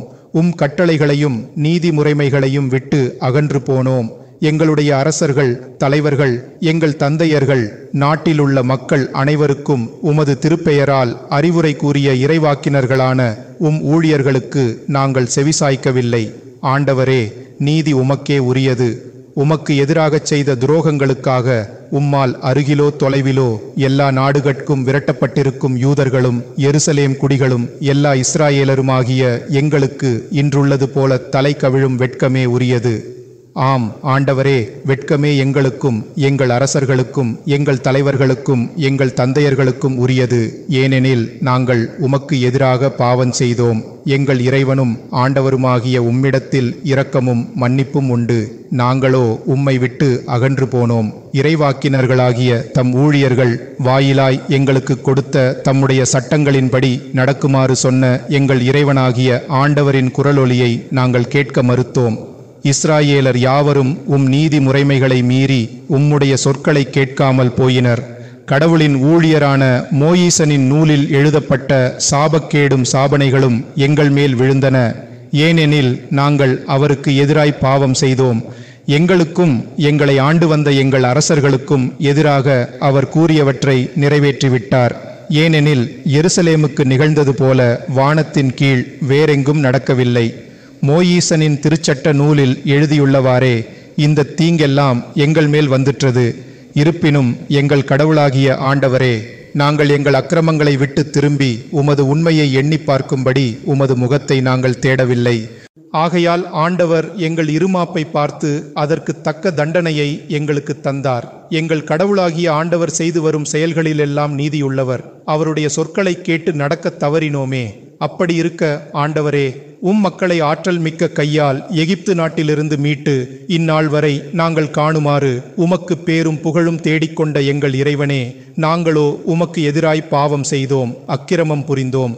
ஆனால் ஆண்டவரே, உம்முடைய நீதி செயல்களுக்கேற்ப உம் சினம் எருசலேமாகிய உமது நகரத்தையும் உமது பரிசுத்த மலையையும் விட்டு விலகுவதாக. ஏனெனில் எங்கள் பாவங்களுக்காகவும் எங்கள் தந்தையரின் அக்கிரமங்களுக்காகவும் எருசலேமும் உம் மக்களும் சுற்றுப்புறத்தினர் யாவருக்கும் முன்பாக நிந்தையாகிவிட்டனர். ஆகையால் எங்கள் இறைவா, இப்பொழுது அடியானின் கோரிக்கையை ஏற்றுக்கொண்டு அவனுடைய மன்றாட்டை கேட்டருளும்.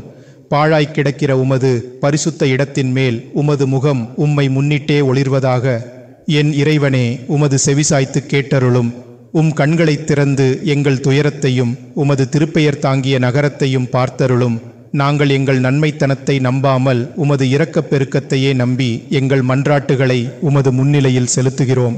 ஆண்டவரே கேளும். ஆண்டவரே மன்னித்தருளும். ஆண்டவரே செவிமடுத்துச் செயலாற்றும். என் இறைவா, உமக்காகவே கேட்கிறேன், காலந்தாழ்த்தேயும். ஏனெனில் இது உமது நகரம், இவர்கள் மக்கள் திருப்பெயரை தாங்கியுள்ளனர்.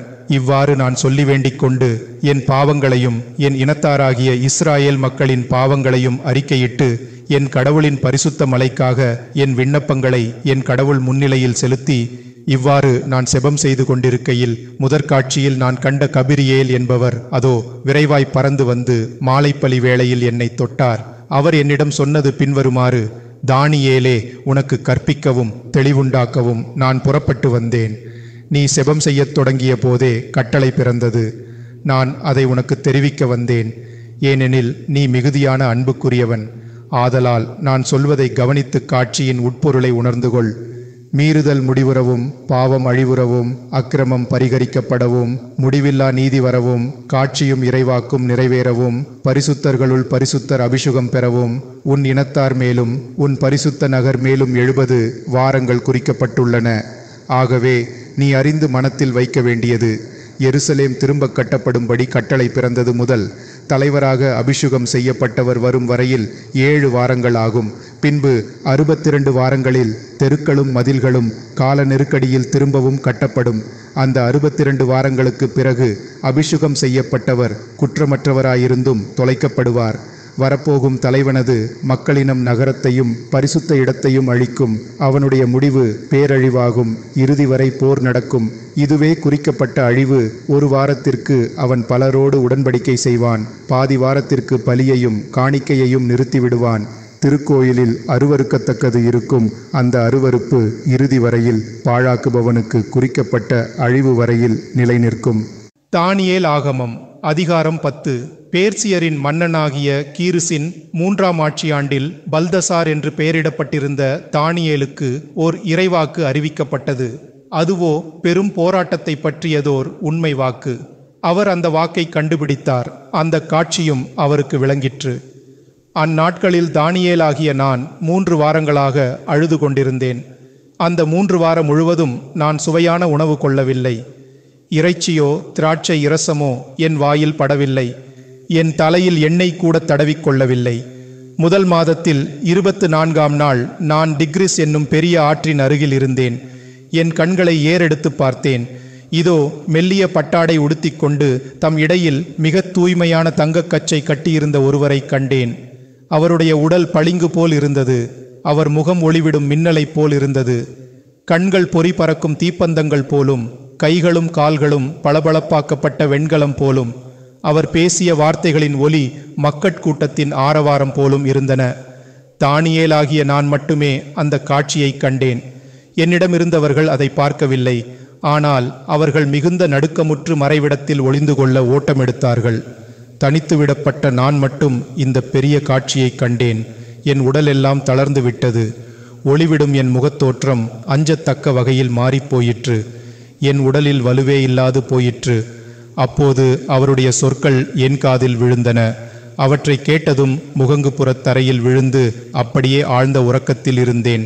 அப்பொழுது இதோ கையொன்று என்னை தொட்டது. நடுங்கிக் கொண்டிருந்த என்னை கைகளையும் முழங்கால்களையும் ஊன்றி எழுந்து நிற்கச் செய்தது. அவர் என்னை நோக்கி, மிகவும் அன்புக்குரிய தானியேலே, நான் உனக்கு சொல்லும் வார்த்தைகளை கேள், காலூன்றி நில், ஏனெனில் உன்னிடம்தான் நான் அனுப்பப்பட்டேன் என்றார். இந்த வார்த்தையை அவர் எனக்கு சொல்லும் போது நடுக்கத்தோடு நான் எழுந்து நின்றேன. அப்போது அவர் என்னை பார்த்து கூறினார், தானியேலே, அஞ்ச வேண்டாம். புரிந்து கொள்ள வேண்டும் என்னும் உள்ளத்தோடு உன் கடவுள் முன்னிலையில் நீ உன்னை தாழ்த்தி கொள்ளத் தொடங்கிய நாள் முதல் உன் மன்றாட்டு கேட்கப்பட்டது. உன் மன்றாட்டுக்கேற்பவே நான் வந்தேன். பேர்சி அரசின் தலைவன் 21 நாள் வரைக்கும் என்னோடு எதிர்த்து நின்றான். ஆனால் முதன்மையான தலைவர்களுள் ஒருவராகிய மிக்கேல் எனக்கு உதவி செய்ய வந்தார். ஆகவே அவரை அங்கேயே பேர்சிய அரசின் தலைவனிடம் விட்டுவிட்டு, உன் இனத்தார்க்கு இறுதி நாட்களில் என்ன நடக்கப் போகிறது என்பதை உனக்கு விளக்குவதற்காக நான் உன்னிடம் வந்தேன். ஏனெனில் இந்த காட்சி நிறைவேற இன்னும் நாட்கள் பல ஆகும். அவர் இந்த வார்த்தைகளை எனக்கு சொல்லும்போது நான் தலை கவிழ்ந்து பேசாமல் தரையை நோக்கி கொண்டிருந்தேன். அப்போது இதோ மனிதச் சாயலை கொண்ட ஒருவர் என் உதடுகளை தொட்டார். நானும் வாய் திறந்து பேசி எனக்கெதிரில் நின்றவரை நோக்கி, ஐயா, இந்த காட்சியின் காரணமாய் என் உடல் தளர்வுற்றது, முற்றிலும் வலுவற்று போனேன். தங்கள் ஊழியனாகிய நான் தங்களோடு உரையாடுவதெப்படி? ஏனெனில் என்னில் கொஞ்சமும் வலுவில்லை, என் மூச்சும் அடைத்துள்ளது என்றேன். அப்பொழுது மனித சாயல் கொண்ட அவர் மறுபடியும் என்னை தொட்டு உறுதிப்படுத்தி, மிகுந்த அன்புக்குரியவனே, அஞ்சாதே, உனக்கு சமாதானம் உண்டாவதாக, திடங்கொண்டு தைரியமாயிரு என்றான். இவ்வாறு அவர் பேசியபோது எனக்கு தைரியம் உண்டாயிற்று. அப்பொழுது நான், ஐயா, பேசட்டும், என்னை உறுதிப்படுத்தினீர் என்றேன். அப்போது அவர் கூறினார், உன்னிடம் நான் வந்த காரணம் இன்னதென உனக்கு தெரியுமா? ஆனால் இப்பொழுது பேர்சிய தலைவனோடு போர் தொடுக்க திரும்பி போகிறேன். நான் அவனை முறியடித்த பின் கிரேக்க நாட்டு தலைவன் வருவான். ஆனால் உண்மையின் நூலில் எழுதியுள்ளதை உனக்கு தெரிவிப்பேன். இதிலெல்லாம் உங்கள் தலைவராகிய மிக்கேலை தவிர வேறெவரும் எனக்கு உதவியாக வரவில்லை. தானியேல் ஆகமம் அதிகாரம் 11. ஆனால் நானோ மேதியனான தாரியுசின் முதல் ஆண்டிலிருந்தே அவனை திடப்படுத்தவும் உறுதிப்படுத்தவும் அவனுக்கு அருகில் இருந்தேன். இப்போது நான் உனக்கு உண்மையை வெளிப்படுத்துகிறேன். அவனை எதிர்த்து போர் புரியும் படை தோல்வியடைந்து நசுக்கப்படும். அவ்வாறே உடன்படிக்கை செய்து கொண்ட தலைவனும் ஒழிக்கப்படுவான். பிறகு வல்லமை மிக்க அரசன் ஒருவன் எழும்பி மிகுதியான ஆற்றலோடு அரசு செலுத்தி தான் விரும்பியதையெல்லாம் செய்வான். அவன் எழும்பும் போதே அவனுடைய அரசு அழிந்து போகும். வானத்தின் நாற்றிசையிலும் அது பிரிக்கப்படும். ஆயினும் அது அவனுடைய சந்ததியாருக்கு தரப்படாது. அவனது ஆட்சி காலத்தில் இருந்த வல்லமையும் அதற்கு இராது. ஏனெனில் அவர்கள் தவிர மற்றவர்களுக்கு அவனுடைய அரசு பிரிக்கப்பட்டு கொடுக்கப்படும். பின்பு தென்றிசை மன்னன் வலிமை பெறுவான். ஆயினும் அவனுடைய தலைவர்களுள் ஒருவன் அவனை விட வலிமை பெற்று ஆட்சி செய்வான். அவனது அரசும் மிக பெரியதாய் விளங்கும். சில ஆண்டுகள் சென்ற பின் அவர்கள் ஓர் உடன்படிக்கை செய்வார்கள். தென்றிசை அரசனின் மகள் வடதிசை மன்னனுடன் சமாதானம் செய்து கொள்ள வருவாள். ஆனால் அவளுடைய வலிமை நிலை நிற்காது, அவனுடைய சந்ததியும் நிலைத்திருக்காது. ஆனால் அவளும் அவளை அழைத்து வந்தவர்களும் அவளுடைய பிள்ளையும் அவளுடைய கணவனும் கைவிடப்படுவார்கள். அந்நாட்களில் அவளுடைய வேர்களிலிருந்து ஒரு தளிர் கிளம்பும். அவன் பெரும்படையுடன் வந்து வடதிசை மன்னனின் கோட்டைக்குள் புகுந்து அவர்களை முறியடித்து மேற்கொள்வான். அவர்களுடைய தெய்வங்களையும் சிலைகளையும் விலையுயர்ந்த வெள்ளி பொன் பாத்திரங்களையும் எகிப்துக்கு கொண்டு போவான். சில காலத்திற்கு வட திசை மன்னன் மேல் படையெடுக்காமல் இருப்பான். பின்பு வடநாட்டு மன்னன் தென்னாட்டு அரசனது நாட்டின் மேல் படையெடுத்து வந்து இறுதியாக தன் நாட்டுக்கு திரும்புவான். பிறகு அவனுடைய மக்கள் எழும்பித் திரளான சேனையை சேர்த்து கொண்டு வருவார்கள். அவர்களுள் ஒருவன் பெருவெள்ளம் போல திடீரென பாய்ந்து வந்து மீண்டும் தென்னவனின் கோட்டை வரைக்கும் போய் போரிடுவான். அப்போது தென்றிசை அரசன் வெகுண்டெழுந்து புறப்பட்டு போய் வடதிசை மன்னனோடு சண்டை செய்வான். வடநாட்டான் பெரிய சேனையை திரட்டியிருந்தும் அச்சேனை பகைவன் கையில் அகப்படும். அச்சேனையை சிறைப்பிடித்ததால் தென்னவன் உள்ளம் இருமாப்பு கொள்ளும். 10,000 பேரை வீழ்த்துவான். ஆயினும் அவன் முழு வெற்றி அடைய மாட்டான். ஏனெனில் வடதிசை மன்னன் முன்னதை விட பெரிய சேனையை திரும்பவும் திரட்டுவான். சில ஆண்டுகளுக்கு பிறகு அவன் திடீரென பெரிய சேனையோடும் மிகுந்த தளவாடங்களோடும் தாக்க வருவான். அக்காலங்களில் தென்றிசை அரசனுக்கு எதிராக பலர் எழும்புவர். உன் சொந்த இனத்தாரின் மக்களுள் வன்முறையில் ஈடுபடுகிறவர்களும் காட்சியை நிறைவேற்றும்படி எழும்புவார்கள். ஆனால் அவர்கள் வீழ்ச்சியுறுவார்கள். வடதிசை அரசன் வந்து முற்றுகையிட்டு அரணால் சூழ்ந்த நகரங்களை கைப்பற்றுவான். தென்றிசை மன்னனின் படைகள் எதிர்க்க வலிமையற்றுப்போம். அவனுடைய தேர்ந்தெடுக்கப்பட்ட வீரர்களும் எதிர்க்க முடியாது நிற்பார்கள். ஏனெனில் அவர்களுக்கும் வலிமை இராது. வடதிசை அரசன் அசனுக்கு எதிராய் வந்து தன் மனம் போலச் செய்வான். அவனுக்கு முன்பாக நிற்பவன் எவனுமில்லை. அழகான நாட்டுக்குள் நுழைந்து அதை பாழாக்குவான். அவனுடைய நாட்டையும் கட்டியாள வேண்டுமென்பது அவன் எண்ணம். ஆகவே அவனோடு நட்பு கொண்டாடுவது போல நடித்து அவனை வஞ்சகமாய் ஒழித்து கட்டும்படி தன் புதல்வியருள் ஒருத்தியை அவனுக்கு கொடுப்பான். ஆனால் அவன் நினைத்தது நிறைவேறாது. அந்த நாடும் அவனுக்கு சொந்தமாகாது. பிறகு அவன் தன் எண்ணத்தை தீவுகள் மேல் திருப்பி அவற்றுள் பலவற்றை பிடிப்பான். ஆனால் படைத்தலைவன் ஒருவன் அவன் திமிரை அடக்குவான். அடக்கி அவன் திமிர் அவனுக்கே கேடு விளைவிக்கும்படி செய்வான். ஆகையால் அவன் தன் சொந்த நாட்டுக்கு திரும்பிவிட முடிவு செய்வான். ஆனால் அங்கே ஆபத்தில் அகப்பட்டு வீழ்ந்தழிவான். அவனுக்கு பிறகு மிக கொடியவனும் அரசில் தண்டல்காரனை அனுப்புவோனுமான ஒருவன் எழும்புவான். அவன் கோபத்தினாலோ போர் முனையினாலோ அன்றி சில நாட்களுக்குள் மடிவான். அவனது இடத்தில் ஈனன் ஒருவன் எழும்புவான். அவனுக்கு அரச சிறப்பு தரப்படாது. ஆனால் எதிர்பாராத நேரத்தில் வந்து வஞ்சகமாய் அரசை கைப்பற்றி கொள்வான். அவனை எதிர்த்து போர் புரியும் படை தோல்வியடைந்து நசுக்கப்படும். அவ்வாறே உடன்படிக்கை செய்து கொண்ட தலைவனும் ஒழிக்கப்படுவான். உடன்படிக்கை செய்து கொண்ட பிறகும் அந்த கயவன் வஞ்சகமாய் நடந்து கொள்வான். அவன் குடிகள் சிலராயிருந்தும் அவன் வலிமை பெற்று விளங்குவான். வனமும் செழுமையும் நிறைந்த பட்டணங்களுள் திடீரென நுழைந்து தன் தந்தையர்களும் தந்தையர்க்கு தந்தையரும் செய்யாததையும் செய்வான். அவர்களுடைய கொள்ளை பொருட்களையும் கைப்பற்றிய செல்வங்களையும் வாரி இறைப்பான். அவர்களுடைய அரண்களை பிடிக்க வழிகளை தேடுவான். ஆயினும் நிலை கொஞ்ச காலமே நீடிக்கும். தானியேல் ஆகமம் அதிகாரம் 12. அக்காலத்தில் உன் இனத்தார்க்கு காவலராக சேனைத் தலைவரான மிக்கேல் எழும்புவார். மக்களினம் தோன்றியது முதல் அக்காலம் வரை இருந்திராத துன்ப காலம் வரும். அக்காலத்தில் உன் இனத்தார் தப்பித்துக் கொள்வர். யார் யார் பெயர் நூலில் எழுதப்பட்டுள்ளதோ அவர்கள் அனைவரும் மீட்கப்படுவார்கள்.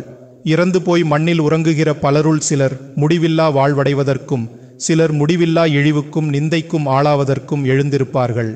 ஞானிகள் வானத்தின் ஒளியைப் போலும் பலரை நல்வழியில் திருப்பியவர்கள் விண்மீன்களைப் போலவும் என்றென்றும் முடிவில்லா காலத்திற்கும் பட்டொளி வீசுவார்கள். தானியேலே, நீ குறித்த காலம் வரை இந்த வார்த்தைகளை மூடி வைத்து இந்த நூலை முத்திரையிட்டு வை. பலர் அதை படிப்பார்கள், அறிவு பெருகும்.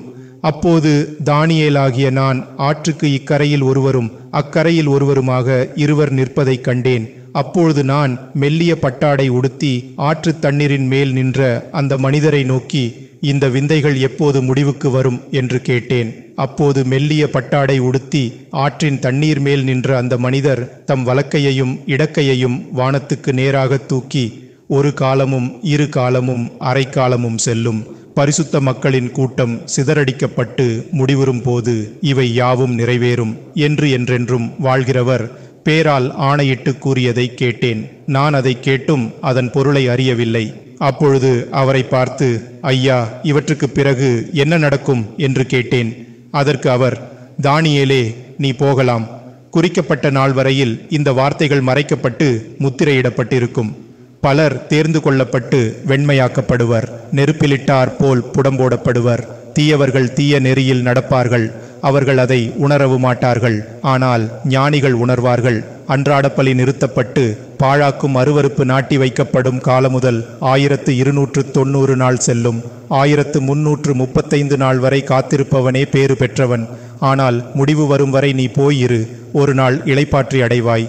காலம் முடியும் போது உனக்குரிய பங்கை பெற்றுக்கொள்ள எழுவாய் என்றார். தானியேல் ஆகமம் அதிகாரம் 13. பபிலோனின் குடியிருந்தவருள் ஒருவன் யோவாக்கீம் என்பவன். அவன் எல்சியாவின் மகளும் மிக்க அழகு வாய்ந்தவளும் கடவுளுக்கு அஞ்சி நடந்தவளுமான சூசன்னா என்பவளை மணந்தான்.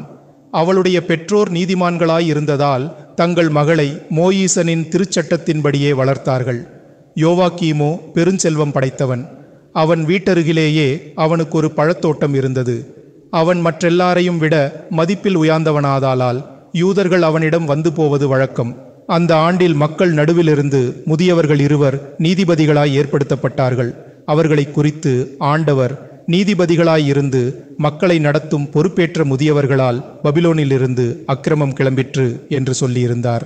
இவர்கள் யோவாக்கீம் வீட்டுக்கு அடிக்கடி போவது வழக்கம். மக்களும் வழக்குகள் இருந்தால் அவர்கள் அனைவரும் அவர்களிடம் போவார்கள். நண்பகல் வேளையில் மக்கள் யாவரும் போன பிறகு சூசன்னா தன் கணவனுடைய தோட்டத்திற்குள் போய் உலாவுவாள். இவ்வாறு அவள் நாடோறும் போய் உலாவிக் கொண்டிருப்பதை அந்த முதியவர்கள் கண்டு அவள் மேல் காமங்கொண்டனர். அவர்கள் மனம் மழுங்கி போயிற்று. வானத்தை ஏறெடுத்து பார்க்காமலும் நீதி முறைமைகளை நோக்காமலும் தாங்கள் கண்களை திருப்பிக் கொண்டனர். இருவரும் அவள் மேல் அடங்காத காமங்கொண்டார்கள். ஆயினும் அவர்கள் தங்கள் காம நோயை பற்றி ஒருவருக்கொருவர் சொல்லிக் கொள்ளவில்லை. ஏனெனில் அவளை அடைவதற்காக கொண்டிருந்த காம வேட்கையை வெளிப்படுத்த வெட்கப்பட்டார்கள். ஒவ்வொரு நாளும் அவளை பார்க்கும்படி ஆவலோடு வாய்ப்பு தேடுவார்கள். ஒரு நாள் சாப்பாட்டுக்கு நேரமாயிற்று, வீட்டுக்கு போவோம் என்று சொல்லி கிளம்பினார்கள். வெளியே போனவர்கள் ஒருவரை விட்டு ஒருவர் பிரிந்து போனார்கள். ஆனால் இருவரும் திரும்பி வந்து அவ்விடத்தில் சந்தித்தார்கள். திரும்பியதற்குரிய காரணத்தை சொல்லும்படி ஒருவரையொருவர் வற்புறுத்தவே இருவருடைய தீய ஆசையும் வெளியாயிற்று.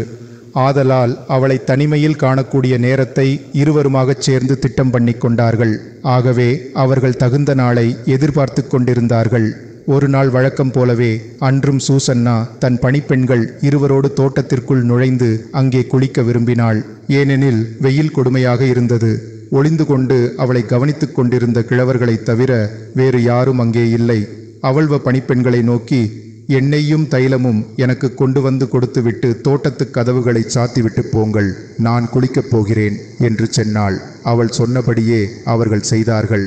தோட்டத்தின் கதவுகளை சாத்திவிட்டு அவள் கேட்டவற்றையும் கொணர்ந்து கொடுத்த பின்னர் பின் கதவால் வெளியேறினார்கள்.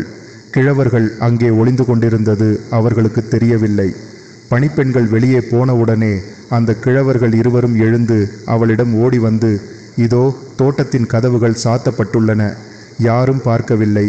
உன்மேல் நாங்கள் ஆசை கொண்டுள்ளோம். ஆகையால் எங்களுக்கு உடன்படு, எங்களோடு சேர்.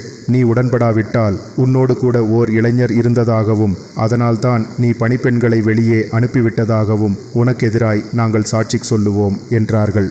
சூசன்னா பெருமூச்சு விட்டு, நான் பெரிய நெருக்கடியில் மாட்டிக்கொண்டேன். இதை செய்தால் எனக்கு கிடைப்பது சாவு. செய்யாவிட்டால் உங்கள் கைகளுக்கு தப்ப முடியாது.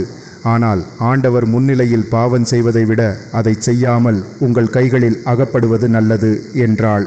உடனே சூசன்னா உரத்த குரலில் கூப்பிட்டாள். கிழவர்களோ அவளுக்கு எதிராக கத்தி கூப்பிட்டார்கள். அவர்களுள் ஒருவன் தோட்டத்துக்கு வாயிலண்டை ஓடி கதவை திறந்தான். தோட்டத்தில் கூக்குரல் கேட்டவுடன் வீட்டு ஊழியர்கள் அவளுக்கு நடந்ததென்ன என்று காண பின்புற கதவால் ஓடி வந்தார்கள். கிழவர்கள் தங்கள் கதையை சொன்னார்கள். அதை கேட்ட ஊழியர்கள் மிகவும் வெட்கப்பட்டார்கள். ஏனெனில் சூசன்னாவை பற்றி இத்தகையது ஒன்றும் என்றுமே கேள்விப்பட்டதில்லை. மறுநாள் அவளுடைய கணவனாகிய யோவாக்கீமின் வீட்டுக்கு மக்கள் திரண்டு வந்தார்கள். அவர்களோடு அந்த கிழவர்கள் இருவரும் வந்தார்கள்.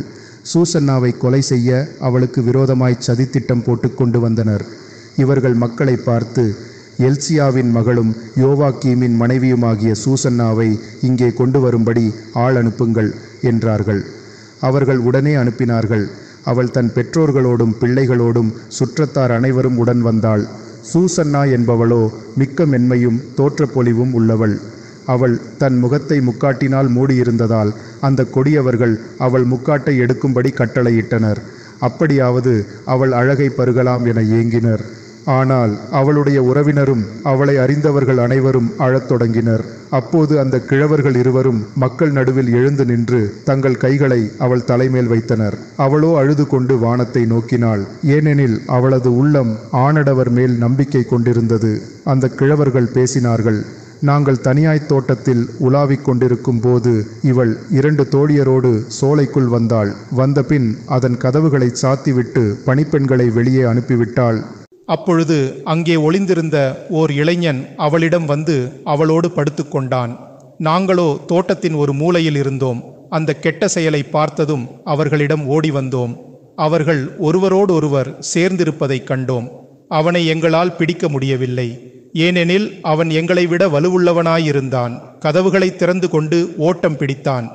ஆனால் நாங்கள் இவளை பிடித்து அந்த இளைஞன் யாரென்று கேட்டோம். இவள் சொல்லவில்லை. இதற்கு நாங்களே சாட்சி. அவர்கள் முதியவர்களாயிருந்தாலும் மக்களுக்கு நீதி வழங்குவோராயிருந்தாலும் மக்கள் அவளை சாவுக்கு தீர்ப்பிட்டார்கள். அப்போது சூசன்னா உரத்த குரலில் கூவி அழுது, காலங்கடந்த இறைவா, நீர் மறைபொருட்களை அறிந்தவர். நிகழுமுன் எல்லாவற்றையும் நீர் அறிவீர். அவர்கள் எனக்கு எதிராக பொய்ச்சான்று பகர்ந்தனர் என்பதையும் அறிவீர். எனக்கு விரோதமாய் அவர்கள் இட்டுக்கட்டிச் சொன்னவற்றுள் நான் யாதொன்றையும் செய்யாதிருந்தும் இதோ நான் சாகிறேன் என்றாள். ஆண்டவர் அவளுடைய வேண்டுதலை கேட்டருளினார். அவளை கொலைக்களத்திற்கு கொண்டு போகும்போது தானியேல் என்னும் பெயருள்ள இளைஞனின் பரிசுத்த ஆவியை கடவுள் தூண்டிவிட்டார். அவன் உரத்த குரலில், இவளுடைய இரத்தப் பழிக்கு நான் பொறுப்பாளியல்லேன் என்று கத்தினான். மக்கள் அனைவரும் அவன் பக்கம் திரும்பி, நீ என்ன சொன்னாய் என்றார்கள். அவன் அவர்கள் நடுவில் நின்று கொண்டு, இஸ்ராயேல் மக்களே, வழக்கை விசாரியாமலும் உண்மையை ஆராயாமலும் இஸ்ராயேல் மகள் ஒருத்தியை சாவுக்கு தீர்வையிட நீங்கள் மதியிழந்து போனீர்களா? நீதி வழங்கும் இடத்திற்கு திரும்பி வாருங்கள், ஏனெனில் இந்த மனிதர்கள் அவளுக்கு எதிராக பொய்ச் சான்று சொன்னார்கள் என்றான். ஆகையால் மக்கள் விரைந்து திரும்பி வந்தார்கள். முதியவர்கள் தானியேலை நோக்கி, எங்கள் நடுவில் வந்து உட்கார்ந்து உன் கருத்தை எங்களுக்கு விளக்கிச் சொல், ஏனெனில் முதியோருக்குரிய சிறப்பை உனக்கு கடவுள் கொடுத்திருக்கிறார் என்றார்கள். தானியேல் அவர்களை நோக்கி, அவர்கள் இருவரையும் வெவ்வேறு இடத்தில் பிரித்து வையுங்கள், அவர்களை நான் விசாரிக்கிறேன் என்றான். அவர்களும் அவ்வாறே வெவ்வேறு இடத்திற்கு அகற்றப்பட்டனர். அவர்களுள் ஒருவனை தானியேல் கூப்பிட்டு, அக்கிரமங்களில் முதிர்ந்தவனே, நீ இதற்கு முன் செய்த பழைய பாவங்கள் இப்போது வெளிப்படுகின்றன.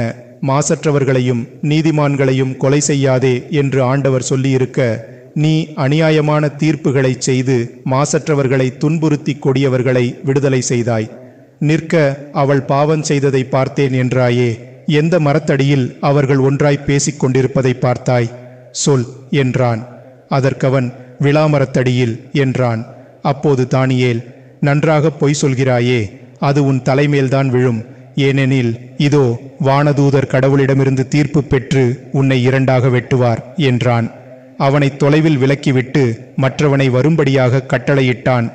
அவன் வந்ததும் அவனை பார்த்து, யூதாவுக்கன்று கானானுக்கு பிறந்தவன் நீ. அழகு உன்னை மயக்கிவிட்டது, காமம் உன் மனத்தை கெடுத்துவிட்டது. இஸ்ராயேல் பெண்களுக்கு நீங்கள் இருவரும் இப்படித்தான் இதுவரை செய்து வந்தீர்கள். அவர்களும் பயத்தினால்தான் உங்கள் கெட்ட கருத்துக்கு இணங்கினார்கள். ஆனால் யூதாவின் புதல்வியாகிய இவளால் உங்கள் அக்கிரமத்தை பொறுக்க முடியவில்லை. இப்போது கேள், அவர்கள் எந்த மரத்தடியில் இருந்தார்கள்? சொல் என்றான். அதற்கு அவன், கர்வாலி மரத்தடியில் என்றான். தானியேல் அவனை நோக்கி, நீயும் நன்றாய் பொய் சொல்லுகிறாயே, அது உன் தலைமேல்தான் விழும். ஏனெனில் ஆண்டவருடைய தூதர் உங்களை 2 துண்டாக வெட்டி வீழ்த்தவும் இருவரையும் சாகடிக்கவும் வாளை ஏந்திக் கொண்டு நிற்கிறார் என்றான். இதை கேட்டு அங்குள்ள மக்கள் அனைவரும் நம்பினவர்களை காப்பாற்றும் கடவுளை உரத்த குரலில் வாழ்த்தி புகழ்ந்தார்கள். மேலும் அந்த கிழவர்கள் இருவருக்கும் எதிராக எழும்பினார்கள். ஏனெனில் அவர்கள் பொய்ச்சான்று சொல்லியதை தானியேல் அவர்கள் வாயாலேயே எண்பித்து விட்டான். அவர்கள் பிறருக்கு தர நினைத்திருந்த தண்டனையை அவர்களுக்கே தந்தார்கள். மோயிசன் திருச்சட்டம் விதித்தபடியே அவர்களை மக்கள் கொலை செய்தார்கள். மாசற்ற இரத்தம் அன்று மீட்கப்பட்டது. எல்சியாவும் அவன் மனைவியும் தங்கள் மகளான சூசன்னாவிடம் யாதொரு தீய நடத்தையும் காணப்படாததால் அவருடைய கணவன் யோவாக்கீம் முதலிய உறவினர்களுடன் ஆண்டவரை புகழ்ந்தார்கள். தானியேலுக்கு அன்று முதல் மக்கள் மிகுந்த மதிப்பு கொடுத்து வரலானார்கள். தானியேல் ஆகமம் அதிகாரம் 14. அஸ்தியாஜேஸ் என்னும் அரசன் தன் மூதாதையர்களோடு சேர்க்கப்பட்டான். பேர்சியா நாட்டு கீருஸ் மன்னன் அவனது அரசை கைப்பற்றி கொண்டான். தானியேல் அரசனோடு நெருங்கி பழகினார். அவனுடைய நண்பர்களுக்கும் மேலாக சிறப்பு பெற்று வந்தார். பபிலோனியரிடத்திலே பேல் என்னும் பெயருடைய சிலையொன்று இருந்தது. அதற்கு ஒவ்வொரு நாளும் 12 படி கோதுமை மாவும் 40 ஆடும் 6 சால் திராட்சை இரசமும் பலியிடுவார்கள். அரசனும் அதை வணங்கி வருவான். அதை வழிபட ஒவ்வொரு நாளும் போவான். ஆனால் தானியேல் தம் கடவுளை மட்டுமே வழிபடுவார். அரசன் அவரை நோக்கி, நீ ஏன் பேலை வழிபடுவதில்லை என்று கேட்டான். அதற்கு அவர் அரசனை பார்த்து, மனிதர் கையினால் செய்யப்பட்ட சிலைகளை நான் வணங்குகிறதில்லை. ஆனால் விண்ணையும் மண்ணையும் படைத்து உயிர்கள் அனைத்தையும் ஆண்டு வருகிற உயிருள்ள கடவுளை வணங்குகிறேன் என்றார். அரசன் அவரை நோக்கி, பேல் தெய்வம் உனக்கு உயிருள்ள கடவுளாக தென்படவில்லையா? அது நாடோறும் எவ்வளவு சாப்பிடுகிறது, எவ்வளவு குடிக்கிறது என்பதெல்லாம் உனக்கு தெரியாதா என்று கேட்டான். தானியேல் புன்முறுவல் செய்தவராய் அரசனிடம், அரசே, ஏமாறாதீர், அது உள்ளே சிலை, அது ஒருபோதும் சாப்பிட முடியாது என்றார். அரசன் கோபங்கொண்டு தன் பூசாரிகளை கூப்பிட்டு, அந்த பலிகளை புசிப்பது யாரென நீங்கள் எனக்கு சொல்லாவிட்டால் நீங்கள் சாவீர்கள். ஆனால் அவற்றை பேல் தெய்வந்தான் சாப்பிடுகிறது என்பதை நீங்கள் காண்பித்தால் தானியேல் சாவான். ஏனெனில் அவன் பேல் தெய்வத்திற்கு எதிராய் பழிச்சொல் சொன்னான் என்றான். அப்போது தானியேல், உமது சொற்படியே ஆகட்டும் என்று அரசனுக்கு சொன்னார். பூசாரிகளின் மனைவி, மக்கள், பேரப்பிள்ளைகள் தவிர பூசாரிகள் மட்டும் மொத்தம் பேலுக்கு 70 பேர் இருந்தனர். அரசன் தானியேலுடன் பேல் தெய்வத்தின் கோயிலுக்கு வந்தான். பேலின் பூசாரிகள் சொன்னார்கள், இதோ நாங்கள் வெளியே போய்விடுகிறோம். அரசே, நீர் இறைச்சியையும் திராட்சை இரசத்தையும் வைத்துவிட்டு கதவை சாற்றி உமது மோதிரத்தால் முத்திரையிட்டு செல்லும். நாளை காலை நீர் உள்ளே வந்து பார்க்கும்போது பேல் எல்லாவற்றையும் சாப்பிட்டு முடித்திருப்பதை நீர் காண்பீர். அப்படி சாப்பிடாதிருந்ததால் நாங்கள் கண்டிப்பாய் சாக வேண்டும். சாப்பிட்டிருந்தால் எங்களுக்கு எதிராய் பொய் சொன்ன தானியேல் சாக வேண்டும். இவ்வாறு அவர்கள் துணிவோடு பேசியதற்கு காரணம், மேசைக்கு அடியில் அவர்கள் திருட்டு வழி செய்து வைத்திருந்தனர்.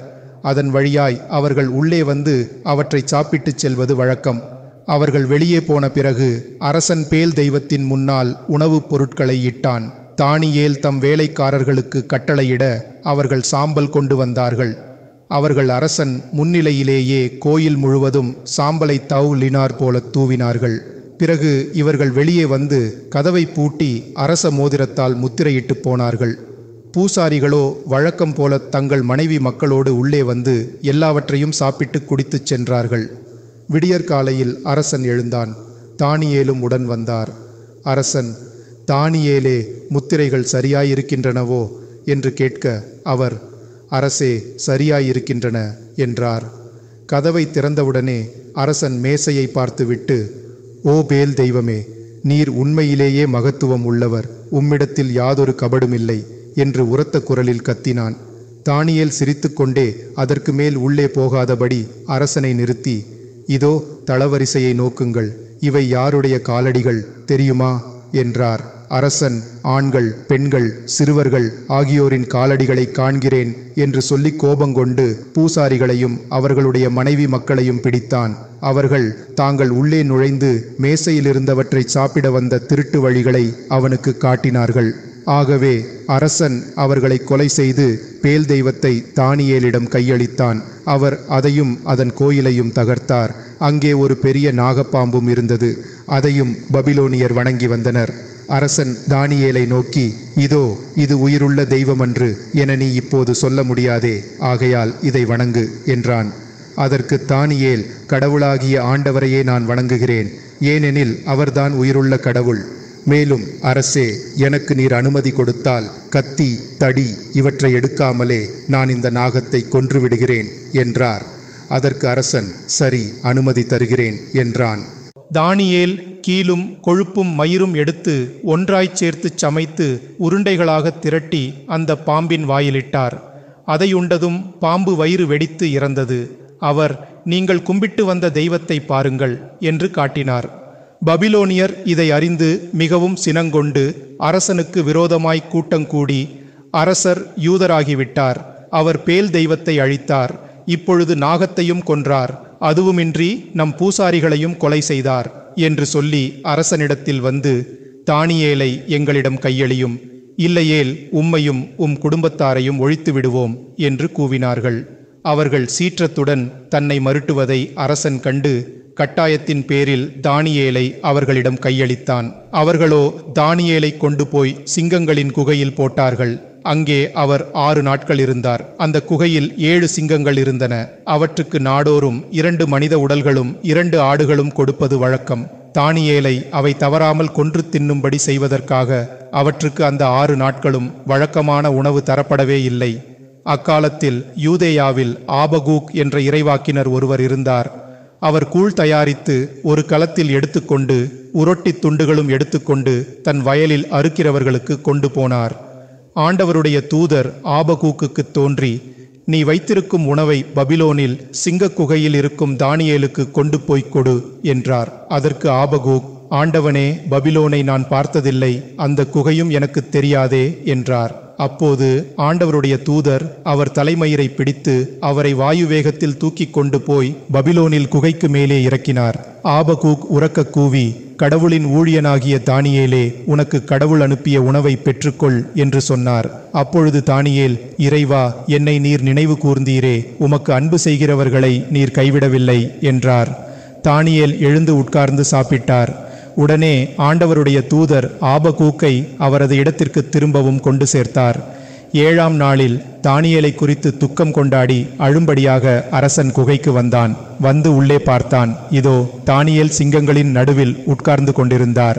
அரசன் பெருங்கூக்குரலிட்டு, ஆண்டவரே, தானியேலின் இறைவா, நீர் மேன்மையுள்ளவர், உம்மையன்றி வேறு தெய்வமில்லை என்றான். உடனே சிங்க குகையிலிருந்து தானியேலை பிடித்து வெளியே தூக்கினான். பிறகு அவருடைய அழிவை விரும்பி முயற்சி செய்தவர்களை குகைக்குள்ளே எறிந்தான். எரிந்த நொடியிலேயே அவன் கண்முன் அவர்கள் விழுங்கப்பட்டார்கள்.